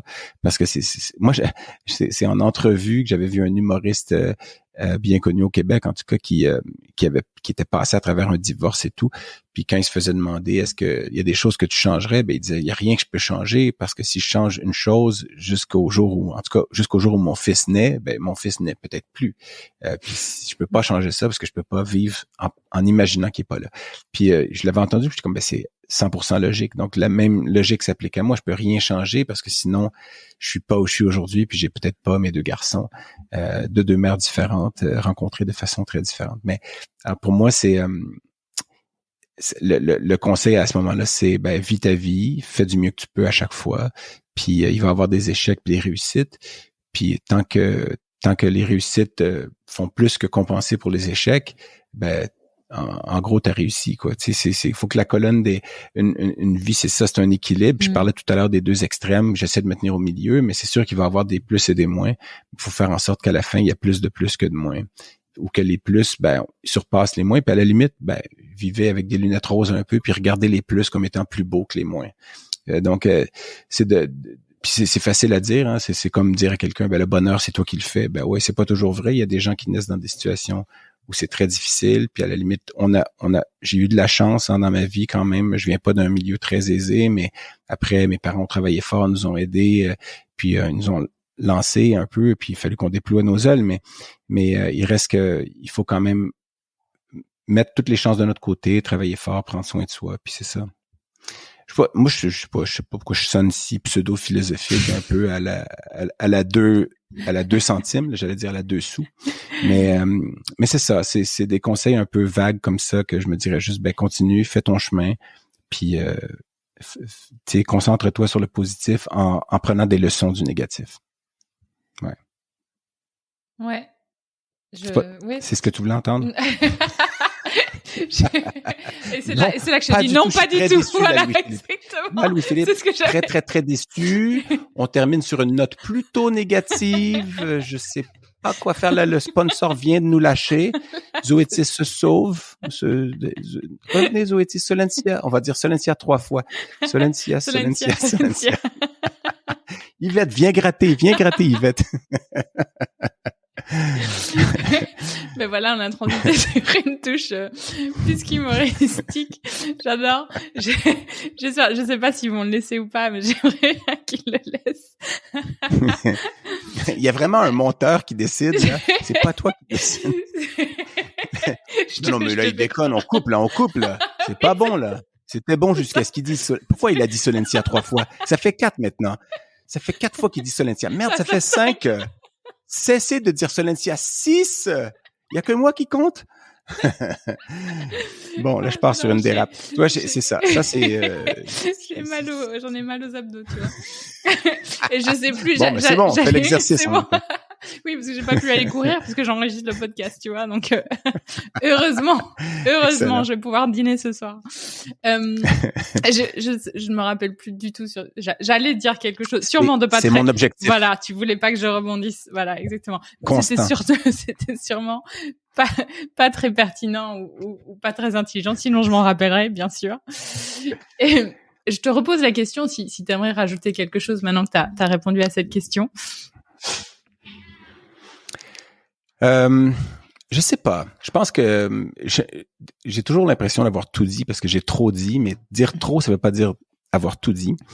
Mais surtout, je veux te remercier parce que déjà au départ, je t'ai rejoint de façon un peu inopinée au mois de juillet ou août parce que je savais que j'allais en Europe, en France, en Belgique, en Italie. Puis pour moi, c'est malgré tout ce qui se passe partout, j'ai toujours, parce que je dois dire, puis je pense que puis là, je suis en train de faire l'espèce de boucle dans ma tête. Là, dans ma tête, il passe 1000 idées que je peux pas dire. Il y a trop de mots en même temps. Mais je dois dire que la première fois que je suis allé en France, c'est en 1979. J'avais 10 ans. J'étais chanteur dans une chorale. Il y avait un échange choral entre la France et le Québec. J'étais dans les petits chanteurs de la cathédrale de Montréal. Et on avait eu un échange choral avec les petits chanteurs de la maîtrise de scène ou quelque chose comme ça, qui était basé à Asnières, si je me rappelle bien. Là. en banlieue parisienne. Puis moi, quand je suis arrivé en France, c'est la première fois que je prenais l'avion, premièrement. Alors, tout était là, tout était en place pour que ça soit un moment que j'oublierai jamais. Alors, pour moi, retourner dans le pays de mes ancêtres, puis à ce moment-là, j'étais pas encore aussi, je dirais pas féru, mais je m'y connaissais pas tant que ça dans l'histoire de ma propre famille, parce que je suis par la suite devenu très intéressé à ça pour toutes sortes de raisons. Mais j'allais en France pour la première fois, puis je découvrais, puis d'ailleurs, mon langage était ordurier, là. J'avais 10 ans, et moi, le français que je connaissais, c'était les films français. J'écoutais les films de Pierre Richard, les films de, Louis de Funès, tout ça. Mais dans les films français, ils parlent pas très bien, là. Ils utilisent des mots qu'on devrait pas utiliser quand on a 10 ans. Et moi, j'étais à Paris avec des petits Français qui me parlaient avec leur accent français. Et puis là, je les traitais de, je sais pas si ça se dit, non, je peux pas le dire, mais les parents de ces enfants-là regardaient mes parents. Puis ma mère me regardait, puis elle disait, arrête de dire ce mot-là, je pense que c'est pas bien ici. Puis je dis, ouais, mais ils disent toujours dans les films. Oui, mais les films américains, c'est la même chose. Ils disent toujours des mots qu'on doit pas dire quand on a 10 ans, là. Mais pour nous, on trouvait ça drôle. C'est drôle parce que les Français, l'inverse est arrivé quand j'étais en médecine vétérinaire étudiant. Les Français commençaient à arriver au Québec, les vétérinaires français. Puis je les entendais dans le corridor à l'université. Sacré, c'est utiliser des mots en québécois grossier, parce que eux croyaient que c'était correct, c'est des mots québécois qu'ils avaient vus peut-être dans les films québécois, mais c'est quand même assez vulgaire ici. Alors, l'inverse se produisait, je trouvais ça très, très drôle. Mais je continue d'avoir un amour pour votre pays, la gastronomie, le vin, tout. D'ailleurs, là, parce que tu m'avais quand même envoyé un email qui disait de peut-être se servir un petit verre de vin pour tout ça, puis on le fait dans notre podcast. On ouvre une bière de microbrasserie québécoise à chaque épisode. On a quand même beaucoup de bonnes bières de micro. La culture du vin est encore un peu au Québec, pas la culture, la connaissance, mais la viticulture là est encore pas tout à fait au niveau de la France, puis c'est un euphémisme solide.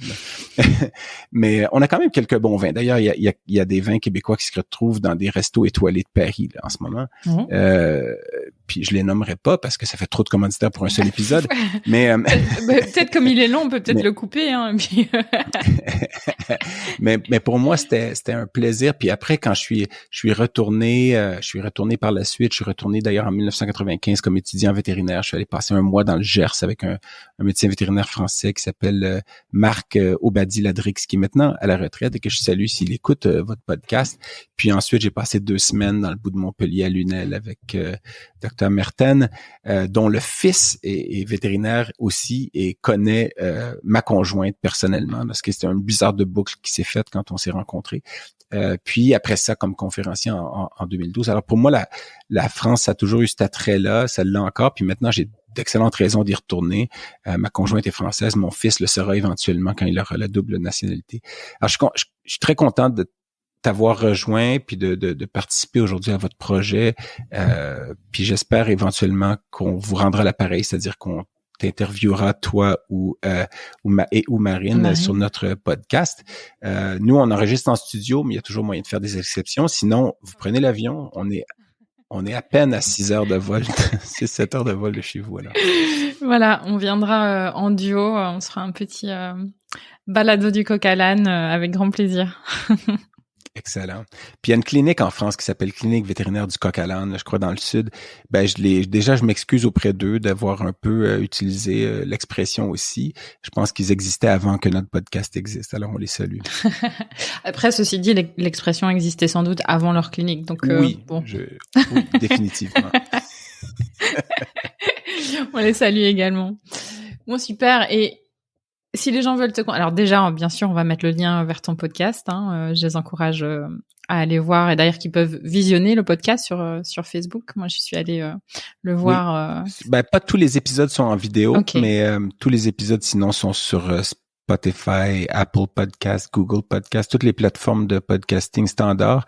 Sinon, sur la page Facebook Balado du coq à l'âne, il y a aussi une page YouTube.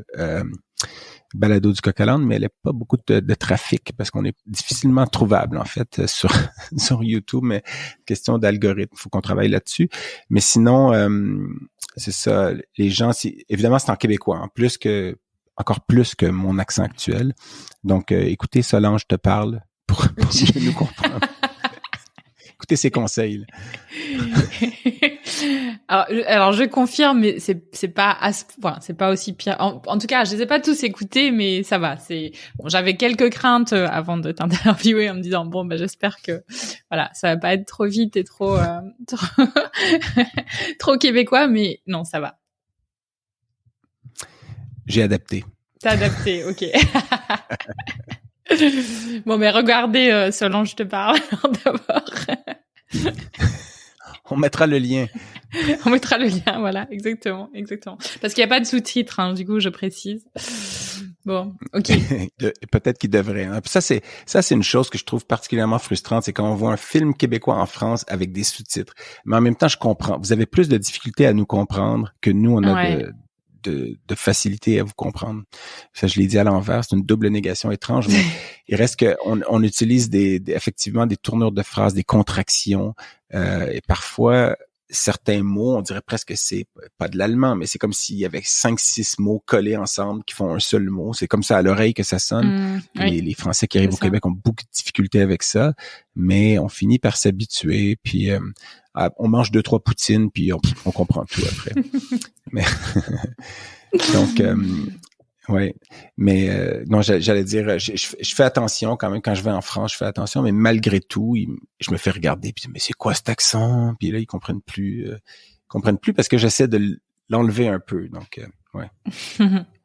Et si les gens veulent te contacter toi pour en savoir peut-être plus sur le Canada, sur le Québec, ton parcours, est-ce qu'ils peuvent te contacter? Si oui, quel est le meilleur moyen? Est-ce que je donne mon adresse courriel maintenant? Non, mais je la mettrai, si c'est par courriel, on le mettra. Par courriel, ou sinon, ou sinon par les médias sociaux. Ouais. Je suis facilement repérable. Ça marche. Bon, écoute. Je te propose qu'on clôture. Merci beaucoup, Sophie. Merci à toi. C'était un plaisir. Et j'espère que... Partager. Voilà, on te rencontrera peut-être quand tu viendras par ici, parce que vu que tu reviens régulièrement, n'hésite pas à nous faire signe. Et je vais y revenir. Voilà, parfait. Au revoir tout le monde. Au revoir, merci à tous et toutes. Si vous avez aimé cet épisode, n'hésitez pas à le partager à vos amis, à vos collègues, à tous les vétérinaires que ça peut intéresser et ou à lui laisser 5 étoiles. Ça aide vraiment ce podcast à se faire connaître et à se développer. Il me reste à vous souhaiter une très belle journée et surtout prenez soin de vous, de votre famille, de vos collègues et de vos patients.